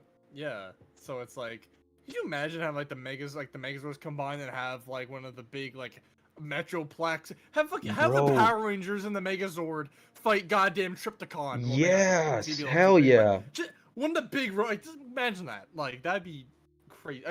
I almost want to say maybe not Trypticon because I think Trypticon be like he'd be pretty big, but unless the Megazords like they size him up a bit, I don't know. But like, just imagine that. Like that would be have fucking the Megazord fight like Devastator or like Bruticus or like I don't like any of the big combiners. Like that'd be crazy. Yeah. That would definitely Like- be cool. God damn it, Hasbro! What the fuck, man? Why was it Alright, Power Rangers, man? That's What the it. hell? After the stream, I'm watching the Power Rangers film. Guys, Oh my Hasbro owns Play-Doh. Oh hell yeah. Stop! Oh hell yes. Stop, please! Hell yes. Steven, stop! We're cooking. We're cooking. We are. Hasbro, take notes. You know what the worst part about that is? What? I wouldn't be surprised if they eventually make a Play-Doh movie, but it could go Oh. either two ways. It could go either like Lego movie route, which I guess, it'd be fine, whatever. Or it could go like emoji movie route, and that would be a nightmare. Oh yeah. Yeah. God help us. God help us indeed. Martini's really about to go watch the 2017 Power Rangers movie. I am Saban's Power Rangers already on my. Yo, watch out for Letterboxd, yo. When I say it's the best film ever. That's right. Yep. Oh my god. Also, I'm Like seeing that? Mr. Potato Head and Magic the Gathering are somehow related to Hasbro. What? Oh I mean, God, they're yeah, so I mean, gonna. Wait. Please, quote me on this. Uh-huh. Since the Dungeons and Dragons film did good, Hasbro is gonna make a Magic the Gathering film. They quote me on this. Please quote me on this. Unless D&D is already from Hasbro. I think it is. Yeah.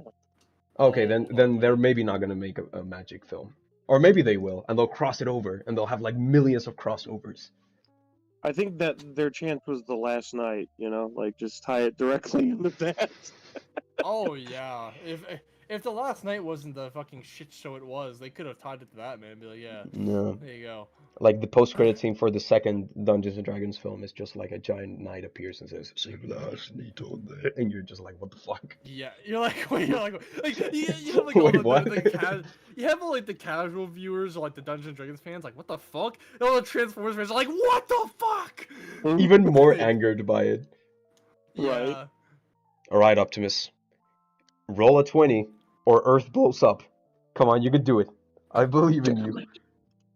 I'm seeing like I just saw a shot from like the Dungeons and Dragons like trailer. It's like of a dragon. They just have fucking Dragonstorm in there.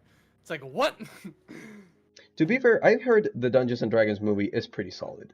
I haven't Oh, seen yeah, it, no, I've heard that but too. I heard it's pretty solid. I saw it. It was all right. Pretty. Oh, okay. It was cute and fun, but All right, fair enough. Oh my god, I love how we're joking about this, but then it's just like, man, It's gonna happen. You better believe yeah, it. they're gonna have Transformers, Power Rangers, GI Joe, Dungeons and Dragons, then like My Little Pony, Battleship. Oh They have God, everything, man. the My Little I love Pony. tying in Nerf though. Nerf was Nerf. great. Fucking Nerf gun transforms is actually a transformer. It's a minicon. It's like, oh shit. Well, you Megatron laugh. just transformed into a big Nerf gun. You laugh now, but they released a Dungeons and Dragons toy for the film that is a 20-sided dice. However, it's a transformer, baby. It turns into a dragon. Hell yeah. Oh my god. Jesus Christ. That would be something. I think I'd just be broken at that point. I'd be like, what is even happening anymore? Like, I feel like it'd be so crazy. I'd want to see it just to see it. Like, honestly.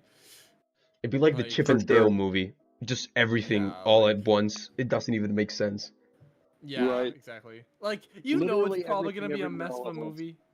Yeah, like, like you know it's gonna be a mess of a movie, but you just want to see it anyway. Yeah, You're you like, just fuck it. like Yeah. for the ride, like to be part of history, watching one of the worst Yeah. films ever made. Oh my god. That reminds That- me, did you guys, I'm forgetting the name of the movie, but there was some movie that was so bad, released in like 2012, that had like a bunch of famous actors from years ago in it, like Charlie Sheen and Zac Efron, and I want to say like Miley Cyrus or something, but it was basically just like grocery store brands, the movie.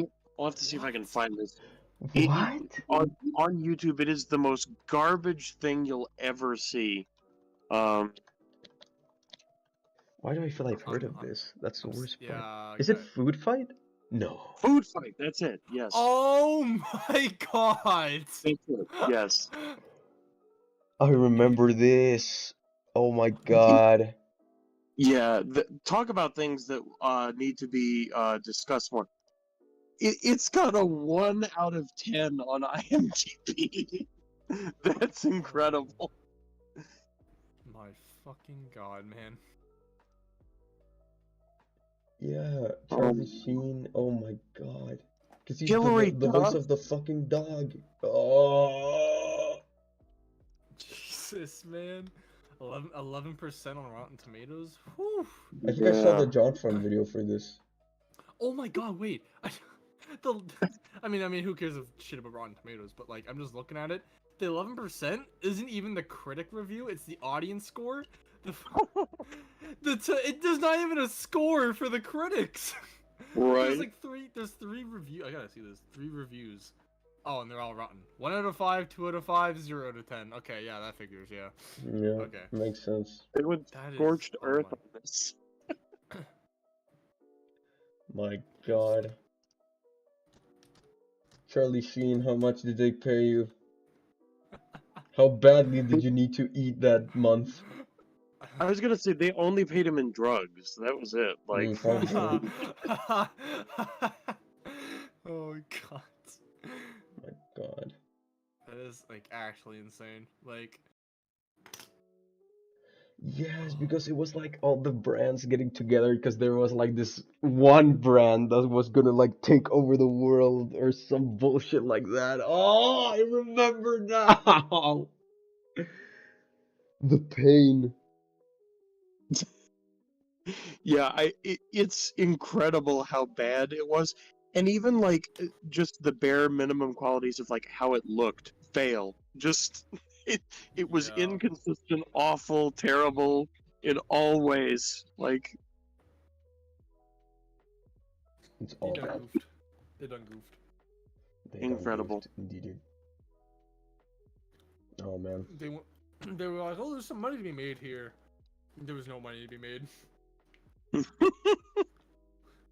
There was no money to be made. Remember when this was an interview and it just turned into us talking about the future of Hasbro's crossovers? That was fun. Yeah. right? Yeah. Yeah, we definitely got on a tangent. We definitely did. It's just like, wait, this was supposed to be an interview? Yeah, is this supposed to be like a podcast? What the hell? I thought Steven was meant to be here just all the time. What do you mean this is supposed to be an interview? I live here now. Yeah, what are you talking about, dude? That's true. He's on the table though. That's Yeah, man. actually Steven, guys. That is true. He's on the table. Yeah, he's on the table. Oh man, there's still a bunch of questions, by the way, Steven. So you don't think you've saved yourself from the interview? Oh, I don't. I was just thinking about that. So, Oh my God, how is this an actual film? Jesus Christ. yes. Martini's just fucking amazed. I'm flabbergasted. Imagine the pitch for it, you know? Elevator pitch. Oh God. So That's- you've been to the store, right? Yeah. Imagine that as a movie. They're like, I'm what? listening. You know, like, The worst part is the other guy's like, "Shut up and take my money." yeah, Yeah. pretty much.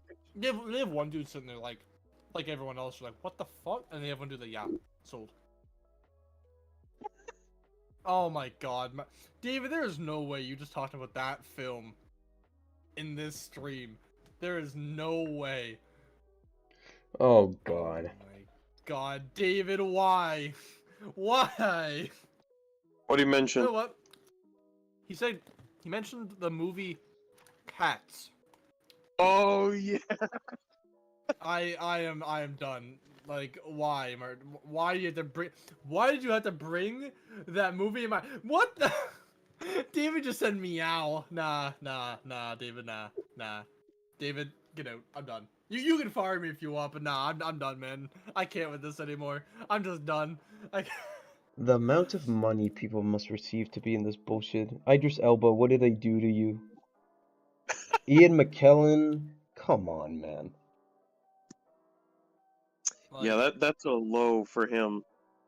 Definitely. Meow. Like, I literally like a cave, and that film. James Corden, I'm Yeah. not surprised. I'm not forgot surprised. they had. James Corden oh won't my be in God. anything. I'm sorry, forgot James they had- Corden was that was about a fitting for him. Yeah, like I don't think he's that funny, so like that was about right. Mm-hmm. I I find him forgot they annoying, had to be fucking- honest. I agree. I fucking forgot they had Idris Elba in the fucking film. I completely forgot about that. Oh my god. How much money did they pay you? That's what I want to Dear know. God. It is a crime to me. Little tangent that we won't go off too long, but I was just talking with my friends the other day. It is a crime that Idris Elba hasn't been the Green Lantern. Like that needs to have been a thing like agree. already. Oh, that I would be agree. I agree. Live action Green Lantern, he would kill it. cool. That So- would be sick.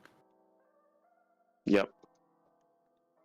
Oh like- man, I actually never thought about it, but Idris Elba as Jon Stewart? Damn. That's what I'm saying. Sick. Yeah, he'd Guys, host the we're- Daily Show and everything, you know. Yeah. Okay, everyone, we're about to go on a tangent on DC now. Be prepared. Prepare yourself. Yeah. Get ready, people.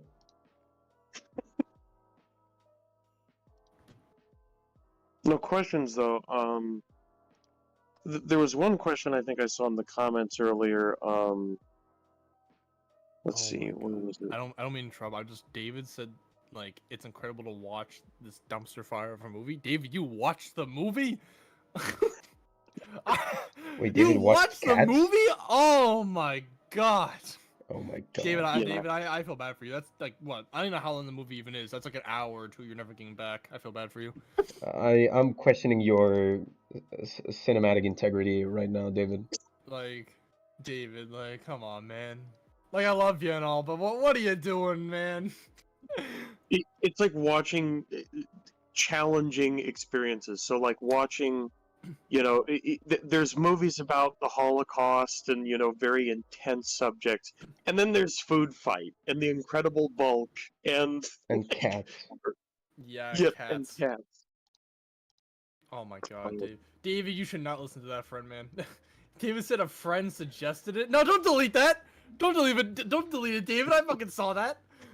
He said a friend suggested it, and then they watched it. Well, that's the first problem. You shouldn't have listened to your friend. Right. Yeah. A friend suggested it. Yeah, sure, I David. didn't even think about that. Oh, David?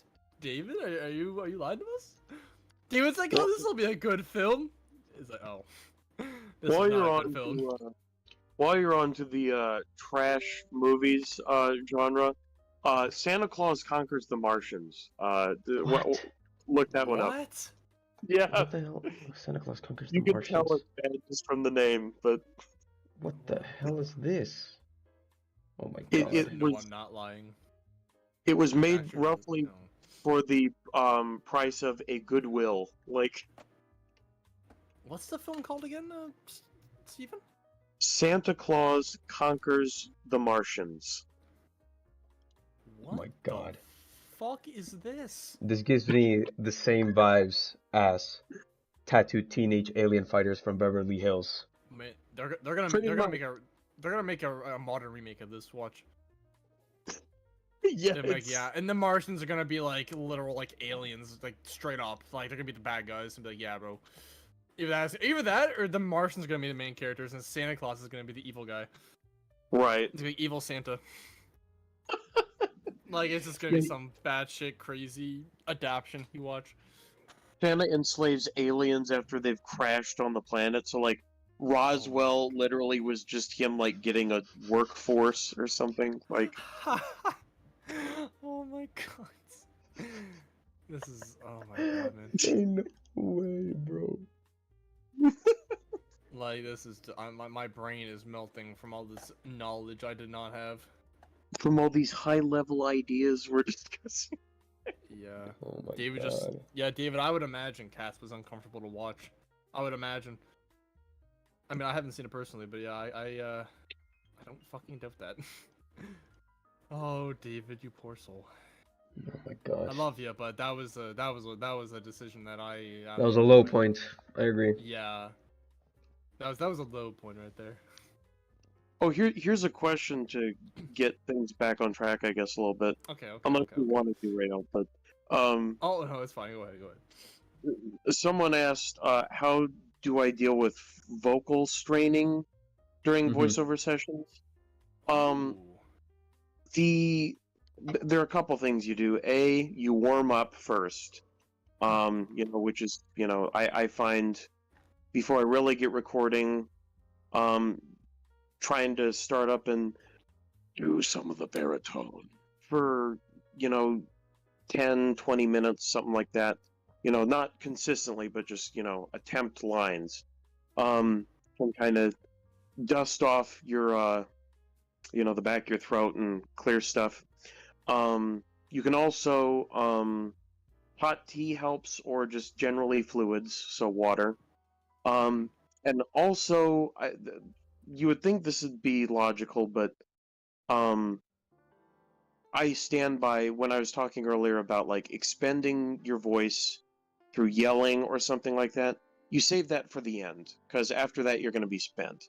So, even if it's chronologically in the script earlier, you got to save that for the end, because then your voice is spent for the day.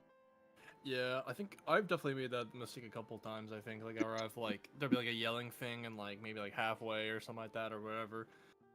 Before there's basically there's a couple lines afterward, and then I do the yelling one, and then especially if I'm trying to do a specific voice deep, or I have to change my voice for it. It's it's straining, And then you try to do lines after that, and it's just fuck, man, I should do the lines last.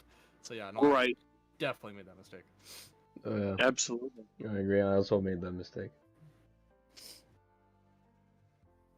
I thought there was another question. I remember There's I a saw bunch. question I mean, Yeah. I have a one from Dan here. Says, question for Mr. Lawson.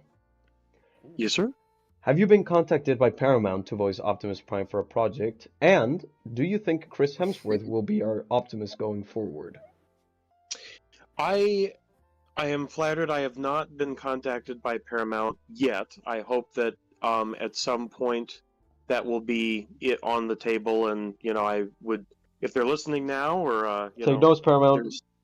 Any studios out there, I'm open to it. I've been possibly looking into agents. It's kind of a new thing to me, but that's something, especially in the age of the internet and self-promotion. It's I'm not sure how useful it will be, but at the same time, getting those connections is probably a big step and important. So that's something I'm looking into. But I do appreciate it and am flattered. As for the Chris Hemsworth thing, I could see for a time maybe, but I mean, he's kind of retiring from acting soon, I think, because of him being at a predisposition for Alzheimer's. Yeah, I remember that. Yeah. So I wouldn't bet on that. I think that the Optimus role, if anything, will kind of diversify as it has in the past few years. We had literally Dutch from Dark of the Moon play Exactly. Optimus in the Paramount Plus show. So there's a lot of different room for the character to, adapt in, that I think they'll find. Well, hopefully, because the future of Optimus Prime, that's a very important one. So, Exactly. Very true. so yeah. Let's see. Art designs for Thundercracker and Skywarp done for Rise of Unicron? Yes, they are. We actually showed them on a previous episode of Secrets of Crime. Might have been either 2 or 3. I don't know really, but we did show them. So they're out there in at least one of our various live streams on this channel. Was it actually like fully done? I don't remember this. Wait, hold on. They were fully done at that point, yeah. Were like were they modeled and stuff though? Well, model no, but colored. I mean the Okay, Pepsi I was Man about to ones. say.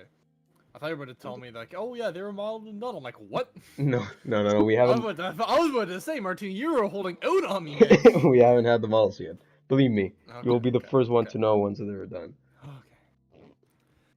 I will be very hyped. I promise you that. I You're see not it, gonna be I the only one, my will- friend. Yes, I might pass out. Might. Let's see. Question from Blessed Tronus. Mr. Lawson, what was your opinion on Wheeljack's whole redesign and the whole controversy that came with it? Oh no. Oh no! Someone had to bring him up. God damn it. Yeah. This may hurt some people's feelings, but I stand by, to me, he was probably the worst part of Rise of the Beast. Like, did not like him. I like his design in terms of like his vehicle mode, I think could have been okay, but I stand by, I don't know who voice acted for him. Even he wasn't a very good performance. So just the whole package of Wheeljack in the film was probably the weakest. If you even like watch the scene again of like him with RC dodging the missile being shot by Battletrap, or yeah, the I think that watching that scene again, hearing his "What?" It is the most like bad, how did this make it in the movie take? Like Damn. seeing the film again, actually just this last week, every time I practically face palm just from that performance. It's a miracle that it's a bad miracle that that made it in, and so I just like I don't know what was the decision. I wish they would have stuck with the Bumblebee design, if anything, because was not it, in my opinion. Mm-hmm. Damn. Damn indeed. Yeah, damn, I'm just sitting here, I'm like, damn. What do you guys think though of Pablo? I loved his interaction with Noah. Apart from that, he was practically non-existent for me. True. Yeah, well, that time he didn't have that big I remember like at first I thought he was gonna be like with like the Autobots the whole time, like with like I thought he was gonna be like father the whole time. I didn't know he was only gonna be like a later addition once they get to Peru. I had like obviously I saw that, I'm like, huh. Yep. Like he wasn't in the film that much, so it's just like aside from like that one interaction and then like before they go on that whole stealth mission, like Noah and Lena, like he really has like nothing to do. He's just kind of there and like says True. some stuff every once in a while, and like yeah, that's it, But in terms of like I don't even really mind the design that much and like the voice and everything. Like, is his traditional design like like with the ear fit, like is his Bumblebee design better? Oh yes, Garrett, like yes, I will never disagree with that. But I don't really mind the design because it's just different. It's a different take on him. And like, I mean, if it showed him be maybe a little nerdier and maybe show more inventions, it'd be like, okay, he still has some Wheeljack qualities, but we don't really see anything. He just kind of shows up and he's like, oh yeah, there's an old temple thing or whatever, and then he's in the chase, and he says like 2 lines, and then he has a line later, and then he's just barely in the film. Yeah. But I personally don't really mind. Like I said, I don't really mind it. Like, there's some people that absolutely hate it. I kind of like it. I mean, the earphones definitely would have been I mean, I think they show him with the earphones, like, during the final battle. I think he gets, like, a version of them out anyway. 'Cause For he a kinda see them flipped out or for a something. mid-second, yeah. Yeah, Mhm. and, like, I know people I think I saw this on Twitter also, that people were saying, like, that scene where Battletrap's shooting at him, and then he goes for cover with Optimus. People apparently said they can see earphones on him, but, like the earphones that he gets out for briefly and like before they charge, but like I don't know, like we have to wait until the movie releases to see that, like a better version, better quality. Mhm. But overall, like I said, like I don't like I said, like this is always what I say. Is the more traditional design better? Oh yes, 100%. But like I don't really have a problem with like the design or like the accent or like the voice, whatever. I don't really have that big of a problem with it. I'm not really mad over it. I'm like, oh yeah, it's up, if he had more to do, or he like maybe invented some stuff, like okay, but he just doesn't do much. Like he's just That's the there, thing, like, yeah. He doesn't So have it's like I can't. much of a role. There's not much Yeah, there to praise, but there's not really much there to critique. Like he has very little involvement. yeah. Like aside from critiquing, like obviously, The design. I guess maybe his design, maybe the voice, I guess maybe the lack of screen time. Like he doesn't have enough screen time to give him a praise or critiques. It's just not enough. Aside from if you critique the design or voice or whatever. But other than that, it's like but. Yeah. But it definitely would have been. It definitely makes you think though if we would have saw like how he was in Bumblebee, like with the design and that voice. That would have been definitely crazy though, like to see that. But it is what it is. What I think will happen probably is they'll most likely change the design, given the fan outcry. Obviously, due to the production of the film, the only thing they could really do is kind of like Yeah. slap on the fins there real quick and then call it a day. I think for the next film we'll probably have a more Wheeljack. Yeah. However, I do think it's still gonna be same voice, but hopefully, we get a little bit more of Wheeljacky being like science guy, because that's what he Yeah. is. Yeah, I would agree. I hope for that as well. But we'll see. We'll see. All right, let's see what else. Question from Horse Angels: do you know if Paramount or those involved in the Bay films have heard of the 2 films you're doing, and if so, have they commented at all? We have absolutely no idea. And if they've commented, it's between them because we haven't heard anything. However, What was the question? if the day comes where Michael Bay sends us a shout out, I'm gonna cry. Oh. Yeah, same. I think everyone in the project would just freak the fuck out. I will cry. So yeah. You see a video on YouTube is like, Michael Bay contacted me, I cried, in like brackets. It's just Martini, like a thumbnail. It's just Martini fucking bawling. Yeah, and it's just me crying during the whole video. Like, what were we expecting? Clickbait? No, I fucking teared up, bro. Yeah, Let's one see. degree of separation that I thought about playing into, but I don't. I think it's ultimately, snowballs, towards in hell type of situation. That I thought about was a family counselor that I used to know back in probably junior high school. It turned out he went and was in the I guess graduating class with and hung out with Josh Duhamel. What? Whoa! Whoa! Yeah. Hold on. What? So Holy! I asked if like I could get in touch with him, and he was like, probably not. But Oh. like Damn it. I could try that angle, but I really think it's a snowballs. God I damn only it. mentioned it just because it's like, but That would have been sick. Imagine if like we start a campaign, we start getting fucking messages from all the cast that we get from Josh, from Shia, Megan, Tyrese, right. Totoro. I thought about like You're gonna The make me freak Totoro out, one but will you be gotta stop. peak. You gotta stop. even for this film, like if we could have almost like just literally on like a video monitor, a line from Josh Duhamel or something, like Yeah, him being Yeah. part of the TRF still or something. that'd be So, dope. Oh my god. but Don't get my we'll see. man. Y'all are making me hyped, man. Stop. Stop giving me any form of hope here, man. It's not good. It's not good, man. It's not good. Oh man, that would be really cool though. Like jokes It aside. would be. That would be Mhm. cool. All right, let's see. Another question from Dan.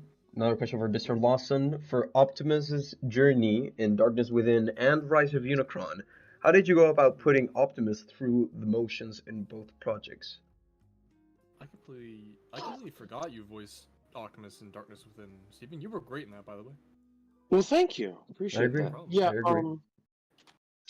there are definitely different roles. I would say, well, very different roles, but um, Darkness Within was kind of like I was joking before, almost the angel over the shoulder, devil over the shoulder type of like internal subconscious conflict. Yeah.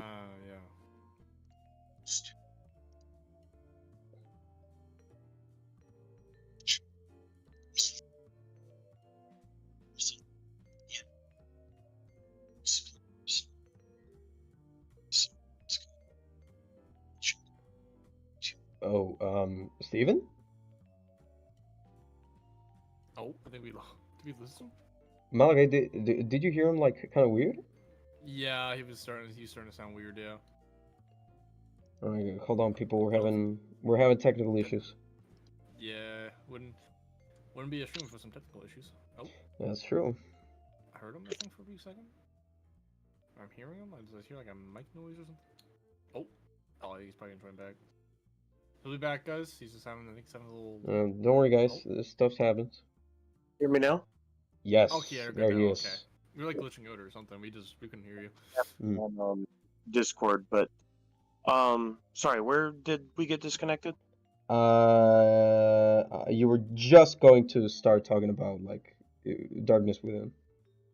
Oh yeah. But yeah, Darkness Within, basically like two yeah, you can think of it as like a split personality, a foreign, dark side of you being born and then forcing its way into your head, being the Mhm. dominant personality. So that's how I kind of pictured that.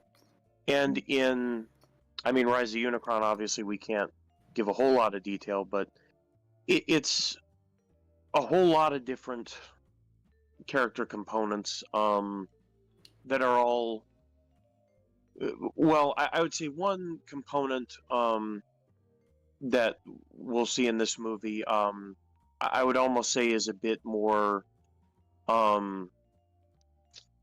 coming to terms and understanding, which hasn't been the case, before. It's been much more murderous. Yeah. But I don't want to get descriptive about that. That'll be seen in the film. But I think that Rise of Unicron and Legacy of Worlds, I really appreciate because it's kind of a culmination of Optimus as a whole and his relationship to the characters we've seen so far. So I think that it will be a very, challenging but fulfilling role to participate and complete.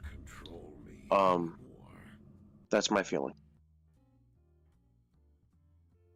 Very nice. I don't Very know nice if stuff. there was another question. I'm pretty sure there's still plenty more. Let's see. Oh, message from Christian saying, "You call Martini and Malachi Skyrim and Thundercracker. I call them Swoop and Slug."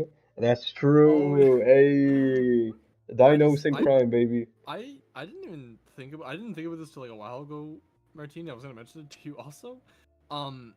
There's technically another one. We're technically Knights in Crime too. Oh shit, yeah. Yeah, because of Sam's project. Because of Yeah. Finest Hour. Oh hell yeah. Yeah, so I was like, oh my god, I can never say the name right. Dragonicus and you were Skulltron. Oh my god, Skulltron, yeah. Yeah. So like we always just end up being a duo in like everything, or pretty much Yeah, everything. It's just that's like true. what the hell. That's That was true. great, by the way. I was talking with Martini about that, but I really enjoyed that.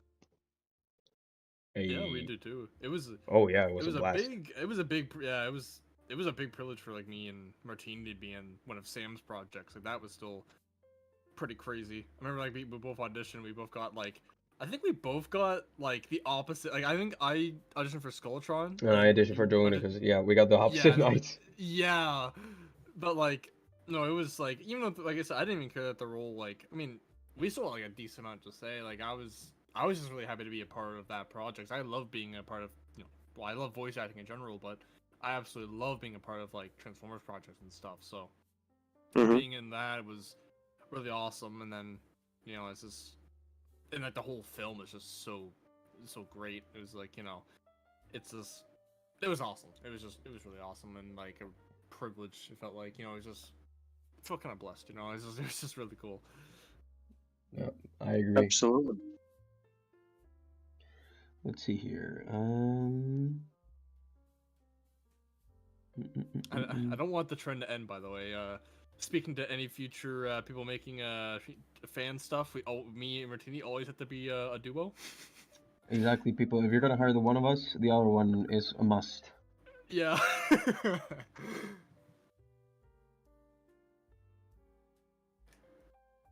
Why am I noticing a Gibson in the background only now? Yeah, that's mine. I use it to play guitar when we're off camera. Yeah, I mean, we have that in the background. We have a picture of me, Martini, and Starscream, and we have the Star Saber and the Dark Saber. Yep. We sometimes play around with that. Martini, we do it. We pick the ones based on our colors. So like Martini will take the Star Saber. I'll take the Dark Star Saber. Obviously. We'll play around a little bit. Obviously, the multiple figures that we have at our desk. Oh yeah, of course. Food, gotta have that milk. Of course. Shuhua milk. Exactly. I haven't been on like what was it, Source Filmmaker, like when I made this image on like in a while. But like if they had like a Rise of the some Rise of the Beast models somehow, oh, I would love to add some there. But like I don't think they do.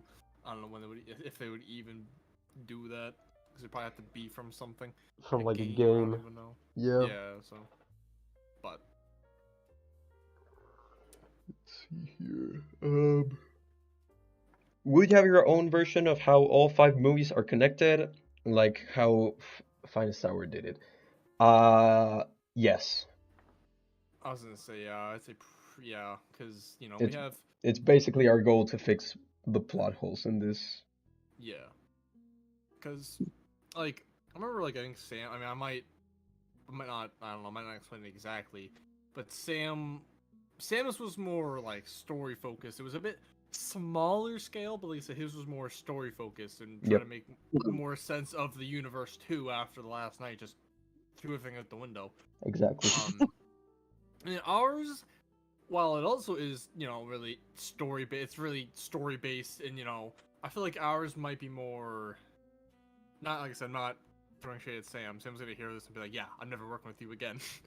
But He's already like that. yeah. That's But like ours is definitely a bit, at least with the battles, it's more grander. I feel like at least what we're gonna be going for is definitely more grander. yeah, it's a little Like, bit it's bigger story- scaled in a way. Yeah. So.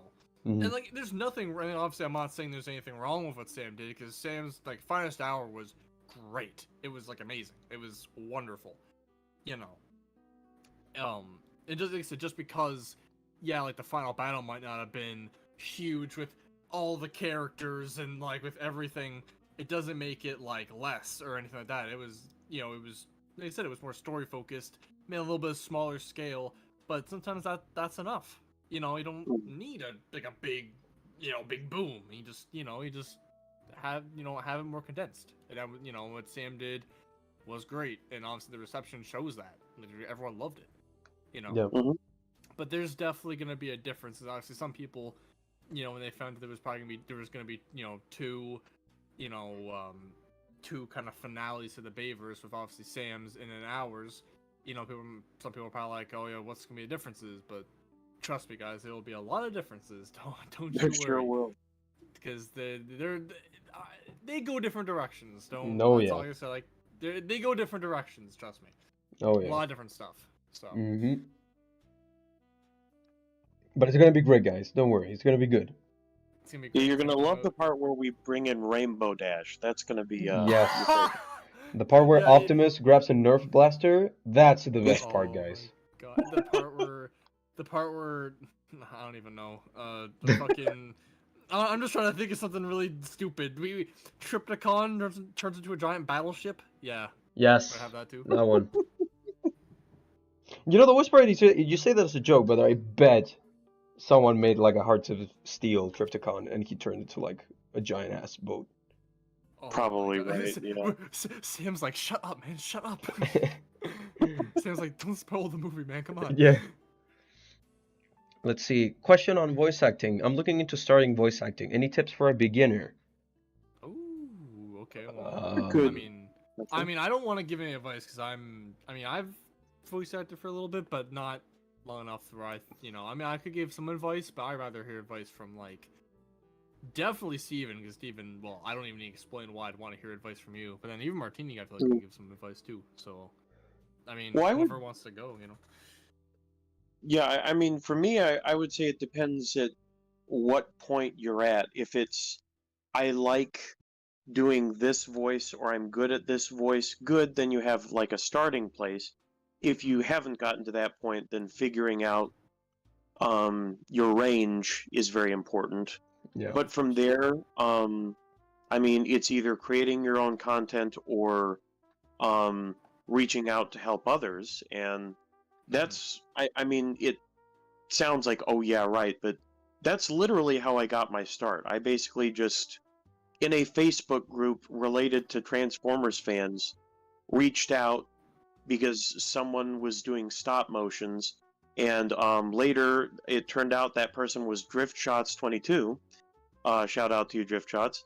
Hey. And from there, you know, it kind of just snowballed, and so it basically does start with you figuring out what your range is and what you can do effectively, mastering it, practicing it, getting good audio equipment or at least audio editing software to, you know, clean up the sound, and then you know, looking for the areas where you want to be involved. That's basically what the process that I underwent and how I would, you know, gear people to start.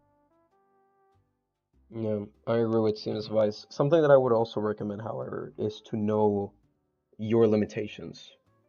For example, it's like I, I I when it comes to Transformers voices, I do a lot of them, but you need to know a point where you need to either, for example, stop and continue working, and also where you need to kind of like throw in the towel. Because, for example, there's a lot of Transformers characters that I cannot do. You know, like for example, I don't know, Mirage, let's say, from the Rise of the Beast movie. If you know, if someone talks to you and says like, "Hey, do you think you could do Mirage for like my movie?" Don't say yes until you fully know you could either do Mirage, because if not, you're just gonna like deliver a bad performance, and that's not what it's all about.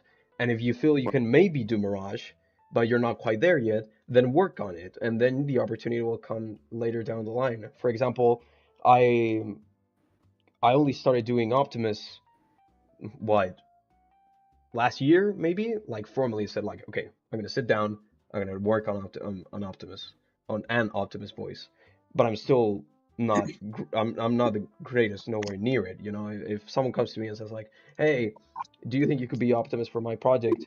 Depending on what it entails, I might say yes, sure, why not? Or I might be like, nah, man, I couldn't. You know, so it's kind of like you need to pick your battles in a way. True. That's the biggest recommendation that I could give. Yeah, and for me, like I try to challenge it, but in general, I do very low or some pretty like zany, cartoony, but anything too high or feminine, you know, in sound, I just know that the way I'm built and the way I enunciate and stuff, at a certain point, I have a more masculine range, so Mhm. to try to force something I'm not isn't the best call. You know, that's Yeah. a very good point. So, Mm. Yeah, I think that's very agree. that. Yeah, I think that's like perfect. You know, because like knowing your range and knowing what you can and can't do is, you know, very It's important, very especially when important. you're starting out. Because once you got it all figured out, then you're good. You know, you know what your limitations are. You know what you can, what you can't do. But when you're first starting, you know, you're trying a bunch of different voices, and some of them might turn out how you want them. Some of them you're like, why can't I sound like this character? Or why can't I sound like this? Why can't I sound like that? And that might just be because, you know, your voice can't, you know, you can't do it. You don't have that vocal range. You just, you know, that's fine. You know, not everyone. Like some people have more range than others. You know, and there's nothing Hmm. wrong with that. You know, because everyone has their own unique voice, and everyone can, you know, everyone can do different voices, and everyone, like, you know, some people can do some voices, some people can't. You know, it's just the way it Hmm. is. You know, Yeah. but finding whatever your strength is, like whatever you can do best, and then working with that, that's, you know, really important, I think. I agree. And also, a really good tool to have for any voice actor, bro. Work on accents, y'all. True. It's so much. Yeah, Not only is it so much fun, but it really helps you, to like open up your yeah. range. That's one thing I really want to do is I want to get more range. I want to work on accents because I would love to be able to do accents, you know. Because I just they say it gives you more, like you said, Martini. It gives you more range, more like you can do more. You know, Hmm. like once you can get an accent on there, like Hmm. if you go into an audition or like, oh, you need to have this accent or that accent, then you'd be like, okay, I can do that, you know. And then, you know, you do whatever voice you need to do, and then there you go. But if you can't do accents, then obviously you can't. There's nothing wrong with that, obviously. But, you know, you can't do everything because, like, some projects might require, you know, certain accents, or some rules might require certain accents, and, you know, so it's, you know, accents definitely open up doors and, like, give you more range, you know, even more so, like I said, like, even if, like, your voice acting, like we just talked about, and like, you know, you can't do certain voices, but you might be able to do, you know, accents. So that can open up, you know, that can give you more range just with doing more accents. Hmm. So It's also a it's, framework to start from, yeah. at the very least. Like even if you're not an expert at what you're doing, you can kind of build off of accents as a starting place. Hmm. Of course. Yep. But so, you know, because that's, you know, I hope, because obviously voice acting can be, you know, it's different for everyone. You know, some people just do it as like a side thing. Some people are trying to build towards something, or some people already, you know, they're already Our there. goats, like Steven. Yeah, exactly. Mhm. You know, and you know, and no matter what place you're at, it's just all about, you know, continuing to improve. Because I think everyone has, you know, room for improvement, no matter what the improvement is, whether it's small or big or whatever. You know, and anyone who's True. watching this that is maybe, you know, scared to, you know, voice act because you think, oh, I can't do voices, or I can't do this, I can't do that. You won't know unless you try it a bit, you know. Hmm. And sure, being maybe a little older, 'cause I know, like, unless the role is like you have to be younger. Like, I know being younger can maybe eliminate it a little bit, but you know, just trying and seeing what you can do, it, it's better than just, you know, saying, "Oh, I can't do this, I can't do that," because you won't know unless you know, try. You know, and obviously as you get older, your voice develops more. Like if you're like 10 years old, it might be harder to voice. If you're like, you know, 20 or 20, if you're older, you know, but. You know, I mean, if you're like, if you're really younger, like, I don't know what kind of rules you'd get aside from maybe some kid rules, but like, that Yeah. are like and stuff like that. But like, you know, and you also gotta know how to act and stuff, and that's a whole other thing. But you know, it's just you gotta give yourself time. You gotta practice. You gotta see what you can and can't do, and you gotta learn. You know, you gotta be willing to learn and take Mhm. time to improve your voice. Because I mean, if you're into voice acting, and if you take time to improve yourself, then I imagine great things will come. You know, Exactly. for anyone and everyone that loves to voice act. You know, 'cause The there's a lot of people who love to do it. Also a great piece of advice that I think I could give is Hmm. have fun with it. You know, Yes. if you don't have fun with voice acting, then you're not gonna act well. That's just like if you get a script and you're like ugh, like you're angered at it or whatever, you're just gonna be like, oh yes, Megatron, we will kill. No, it's not about that. It's about having fun and being the character. That's what it's all about. You're being Yeah. another character, you know? You get Right. to have these experiences through the characters. You get to give life to them, to give them personalities. That's why, for example, I love voicing Starscream because he's so skeevish, he's so evil, he's posh, he's brilliant, he's also a fool. It's fun. You have to have fun with it. It is. Exactly. Yeah, and I guess that gets into like I don't know. I feel like there's a big difference even in how people carry themselves when you're channeling or performing a character versus, you know, I'm voicing, I'm being. There's almost like a degree of um, in your mind for some people, a layer of like social understanding, which is like, haha, look at me, isn't this silly? And if you're thinking that in your head, you're not 100% living the character.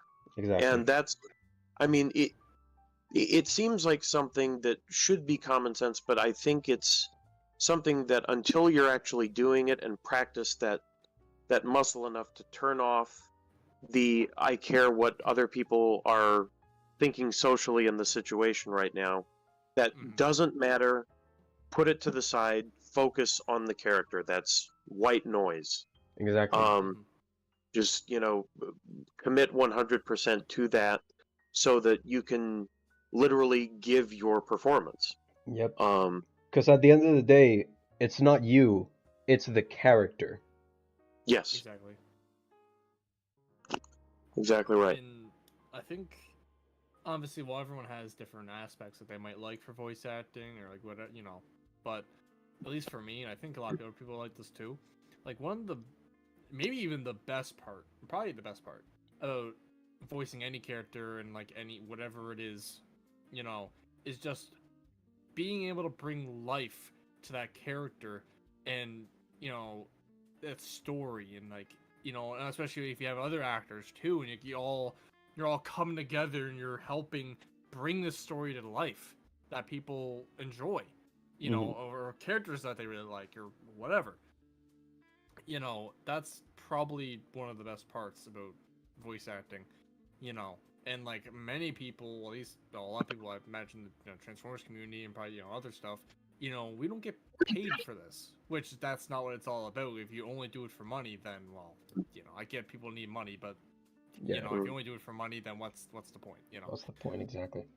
So you do it because you enjoy it and you want to bring stories to life that you enjoy, that you're invested in, and that you want to make other people invested in, and give them that feeling like that you get when you watch stuff and you hear these amazing performances and like these see these scenes and these whatever you want to give that feeling to other people and Mhm. and just you just want to bring stories to life and I think that's probably one of the best parts about it Hmm. I I agree. agree. All right, so we hope that was insightful advice. You know, if it helped, we're that's the idea. We're here to help. yeah. Let's see. Then the man, has Martini ever tried making characters he writes go through something positive? No, I actually have not. Even when I write It- personal stories for like when I did for school, it was always like horror or dramas or stuff like that. pain builds character. Pain builds character, that's true.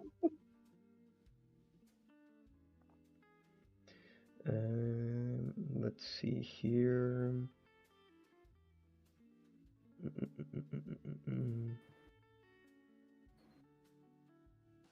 Anyone else thinks that Scourge will return in the next movie?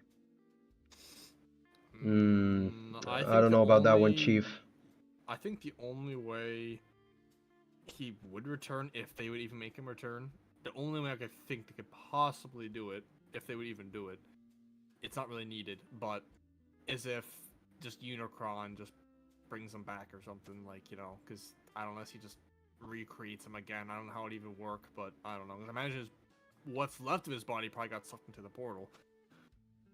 That's Yeah. true. So, like I said, unless, like, I would think if they did bring him back, it would be in, like, whatever the final film of, like, the trilogy would be, whatever. They might maybe bring him back as just, like, a, you know, dude to fight, maybe. I don't know. It wouldn't even need to bring him back. Like, bring in new characters, you know? I agree. But that's the only way. If they did bring him back, that's the only way I can think of is if, like, Unicron, like, rebuilds them or just, you know, reformats them. You know, maybe we get a scene from, like, G1 where he does the Galvatron, you know, or something. I don't know.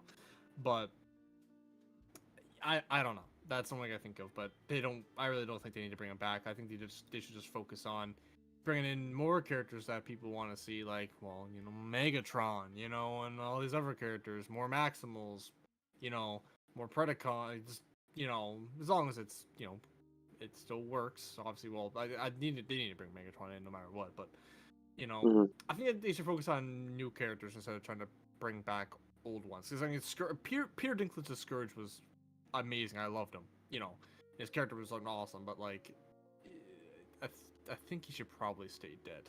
You know, unless Yeah. it Sure. really works. Unless bringing him back really works for whatever part of the story they're trying to do. I think they should just leave him, you know, dead. You know. I would overall agree. I don't really see the point other than just for him to be killed again in a bigger fight or something. So it's like Yeah. at that point just leave him dead. Yeah. Well, that's what I mean. It's like, I mean, that's perfect, honestly, Steven. Like, because like, unless he would serve the story, but at that point, what would he even do to serve the story? Because he's already Mhm. done what he came to do, and he died. Like, if he comes back, he would just be almost like cannon fodder, I guess, because he would just That's die true. again, probably. You know, so Yep. it's like, what Yeah. would be the point? You know? Mm-hmm. Right. Yeah. And then it would go to show, like, if anything, it would diminish Rise of the Beast because, like, if you're just having him be cannon fodder, then it would amp up, you know, the next villain to be that much stronger. So it's like, Yeah. why would we rewatch Rise of the Beast then if it's like, you know? Yeah. So I don't know. It seems like it's just a whole can of worms. Yeah. Yeah. I don't think, even though, I'm gonna miss not seeing, if we eventually do get Galvatron and Cyclonus, not having Scourge be a part of that will be kind of sad, but then again, his role was fulfilled to how he did it, and I think it's better that he stays dead. Yeah. hmm All right, let's see what else. Question for Martini, Lawson, and Malachi. Without revealing too much, can each one of you go over how you went about bringing nuance to your roles after receiving feedback from the previous scripts? I assume this is for Rise of Unicron and for Legacy of Worlds. So hmm basically, how we workshop our voices for our characters. Oh. Why don't you Interesting start, question. Martini? Or, you know, one of you guys. Martini, do you want to start, Martini? All right, sure. Well, when it comes to Blackout, my baby, my my first voice. He's gone through big ass changes. When I first joined the project, it was just me doing evil generic voice, but now there's sort of like, because when you audition for these things, you only have like a mental picture, right, of Mm-hmm. of what the character's supposed to be, how his story goes, all of that. But then you get the script, you read through it, and then you're like, wait, there's a dimension to this character that I hadn't Yeah. explored before. So it shifts, it makes the voice shift. Now Blackout's voice, the voice, how he sounds like now, how he's gonna sound in the final film. It's very Yeah. different to what I auditioned for. Very different. He's probably the most different voice. Um, and it's also freeing because at the end of the day, Blackout is a character that I can make my own, since he didn't have a voice in any of the previous films. So it's been fun and it's been interesting to see his evolution. As for Thundercracker, kind of the same thing, I'd say. A little bit more fun. I like to have more fun with Thundercracker than I have with Blackout since he's less of a serious character. Mhm. Unicron, it's just me being as intimidating as I can while paying respect to, Orson Welles, of course, mimicking, sorry, his voice, but also putting my own spin on it, making it more evil aspects that we didn't, because, Orson Welles, even though he gave a pretty good performance, it was still kind of phoned in. That was just, that goes to show how good of an actor he was. But, um, but yeah, after that, I guess just Starscream's left, right? I think so. Yeah, Starscream, it's it's Starscream. I just have to Mhm. do Dorito Boy, and it's all good. Dorito boy, that's true. Do But you yeah, not like the Dorito design, I Martini? love I love the Dorito design. Okay, I got you. I just wasn't sure if it was said with like a sort of, respect or We like. Oh no, it was fully we we respect. I actually we we did we stand once. Yeah, we actually once were in stream, I think. Maybe it was Real effing Deal. I don't know. Maybe it was Seekers. They asked us to say like our top 5 designs from the Bayverse. Hmm. Starscream was right in there, baby. Yes, sir. Dorito No, Boy for the I win. definitely like it yeah, no, too. we stay in our Dorito boy here. We stand our Dorito Boy. Yep, that's true.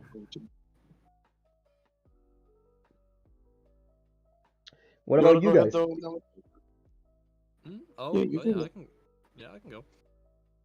Mhm. I mean, I only voice. I mean, it's kind of coming from obviously coming from Martini. Well, because Martini he voices multiple characters. I only voice one. Our boy Skywarp, obviously. And I wouldn't say the voice changed too much. I would say the only change that might have happened just because my voice changed. Like, I got a little older, as time goes on, so my voice might have changed a little bit. But like, it's I mean, I get it's he's not a character that has obviously been in the films, so it's not like I had to try to mimic a voice or try to take inspiration. Well, I might take a little inspiration, but like from other stuff. But I didn't have to try to sound like a certain way, you know. Aside from just the generic like Skyrim voice sounds like has kind of that like deeper kind of voice and stuff.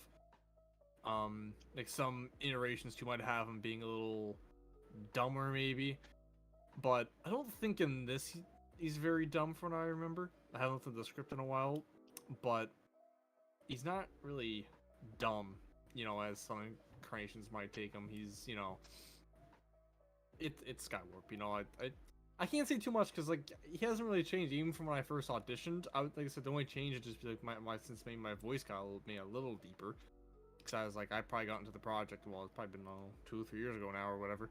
So, you know, the voice doesn't change too much. The voice primarily stayed the same, but I think for most Skyward voices, it's just you gotta be deep, maybe a little brutal. You just, and obviously, probably maybe might bicker with Thundercracker a little bit. He has that little banter, maybe, you know. Um, but yeah, for the most part, like I said, that doesn't really changed. I mean, I'm sorry. Like, obviously, it's just kind of I don't have much to say, just because I only voiced one character and the voice hasn't really gone through much change.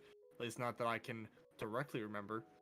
But like I know like one effing like was one of the streams that was the real effing deal. Like I kind of did like almost like a dumber sounding voice, but I was just having fun with the voice. Like I say the voice I'd probably do for Unicron would be a little like a lot more serious. He won't be just he won't just sound like a dumb bully or anything. He'll have his role to play along with the rest and with Thundercracker and stuff. Yeah. And and yeah, no, the voice hasn't really changed. The voice is just still the deep kind of voice that is normally associated with almost Thundercracker, with Skywarp, but it's my voice. So you guys will we'll see how it all comes together. But but no, the voice doesn't change too much. I guess I can't say much. Its voice hasn't changed. But anyway, Steven, I think it's now your turn. Yeah. Well, for me, I would definitely, let's see, nuance. I would say that, well, I'll just say I voice a couple characters in the movie. Optimus is the one I'm allowed to disclose. Oh, The the voices that I have done in the film, without being too revealing, it kind of you have to conceive of the same voice in different periods of time and maturity. So, and also, I guess, mentally where that character is at, which is kind of hitting the nail on the head, nuance and kind of communicating through tone, the where mentally the character is at, and are they in a better, higher spirit? Are they down? Are they worried? Are they, what is the experience they are living? And throughout the course of the film, Optimus goes through some ups and downs. So to live that is interesting and a challenge. But I think it's kind of, taking the Bay Prime that we know and have seen aspects of, and kind of, well, some movies have bits and pieces, it's putting them all together in a range that is one of the main points of the project, in my view, is, kind of to service and to pick up the pieces that the Bayverse kind of left behind with The Last Night, as we were talking about. And part of that is kind of just, as with the story, is picking up the pieces and fitting them together like a puzzle. And with Optimus and the other character or characters I play, it's been interesting and rewarding to kind of get feedback on that and see what works, what doesn't, in my head, how it sounds versus, what comes out, what can be improved. And so, yeah, it's been a fun process, and I look forward to you guys hearing and seeing the result.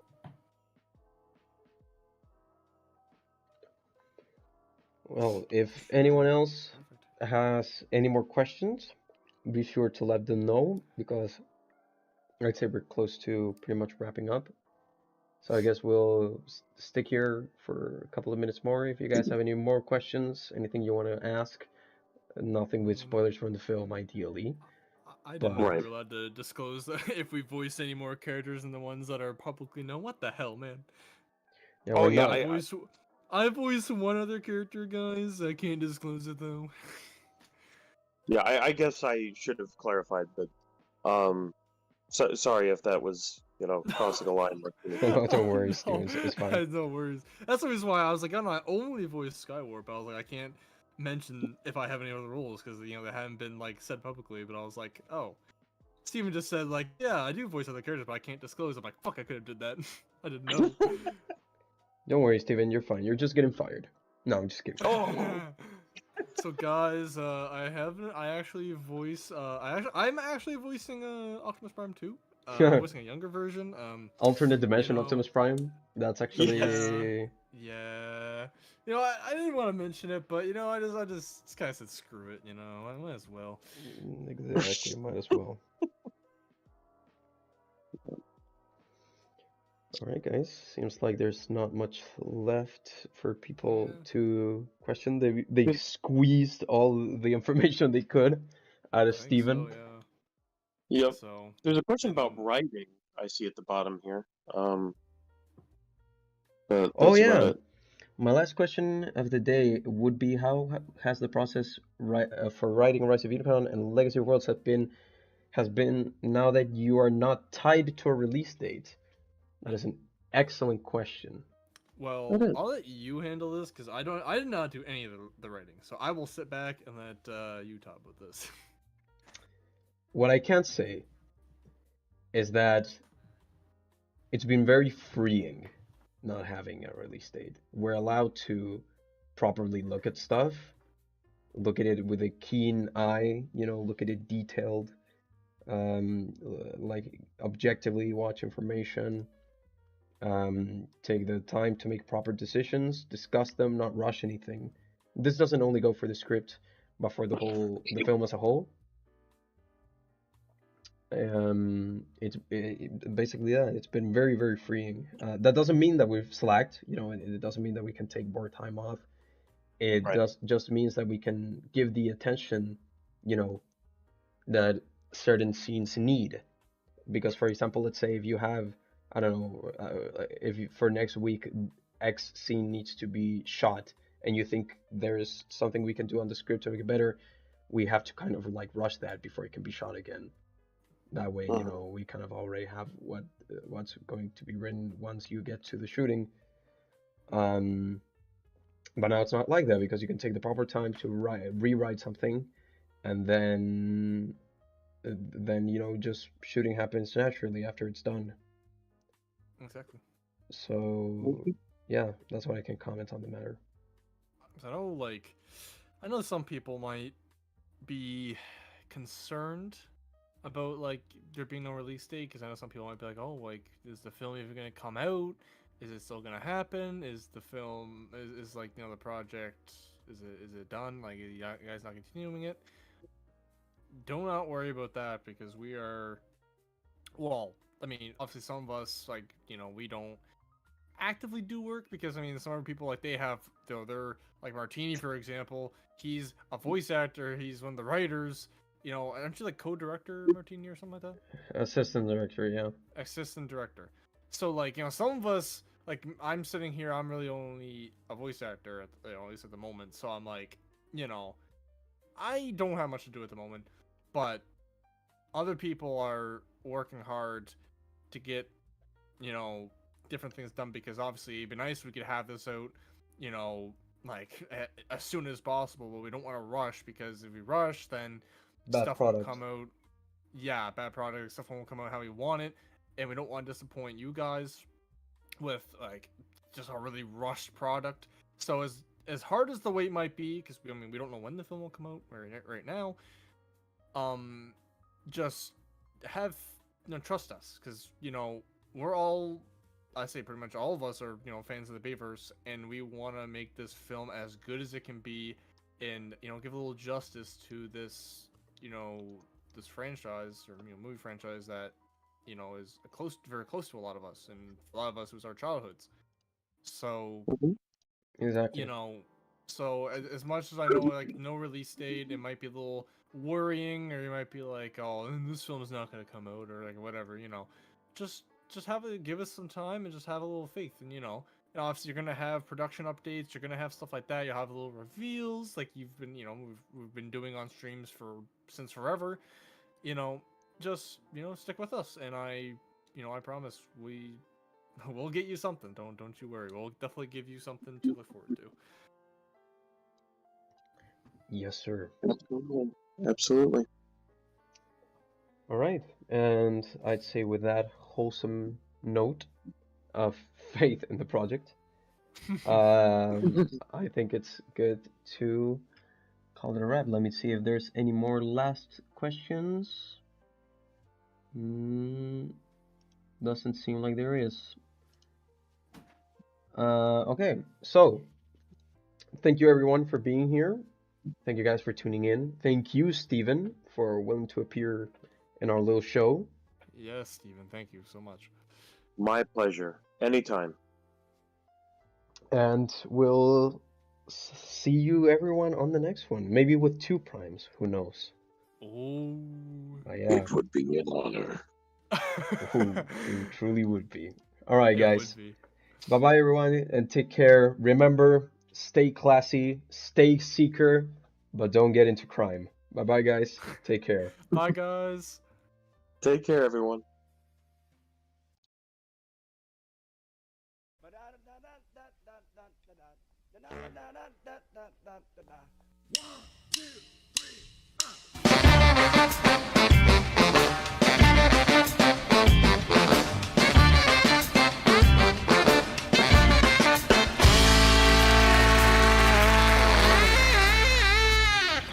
Raise up, get yourself together, drive your funky soul. When I say Sagittarius, gone, drive your funky soul. When I say Gemini, gone, can drive your funky soul. When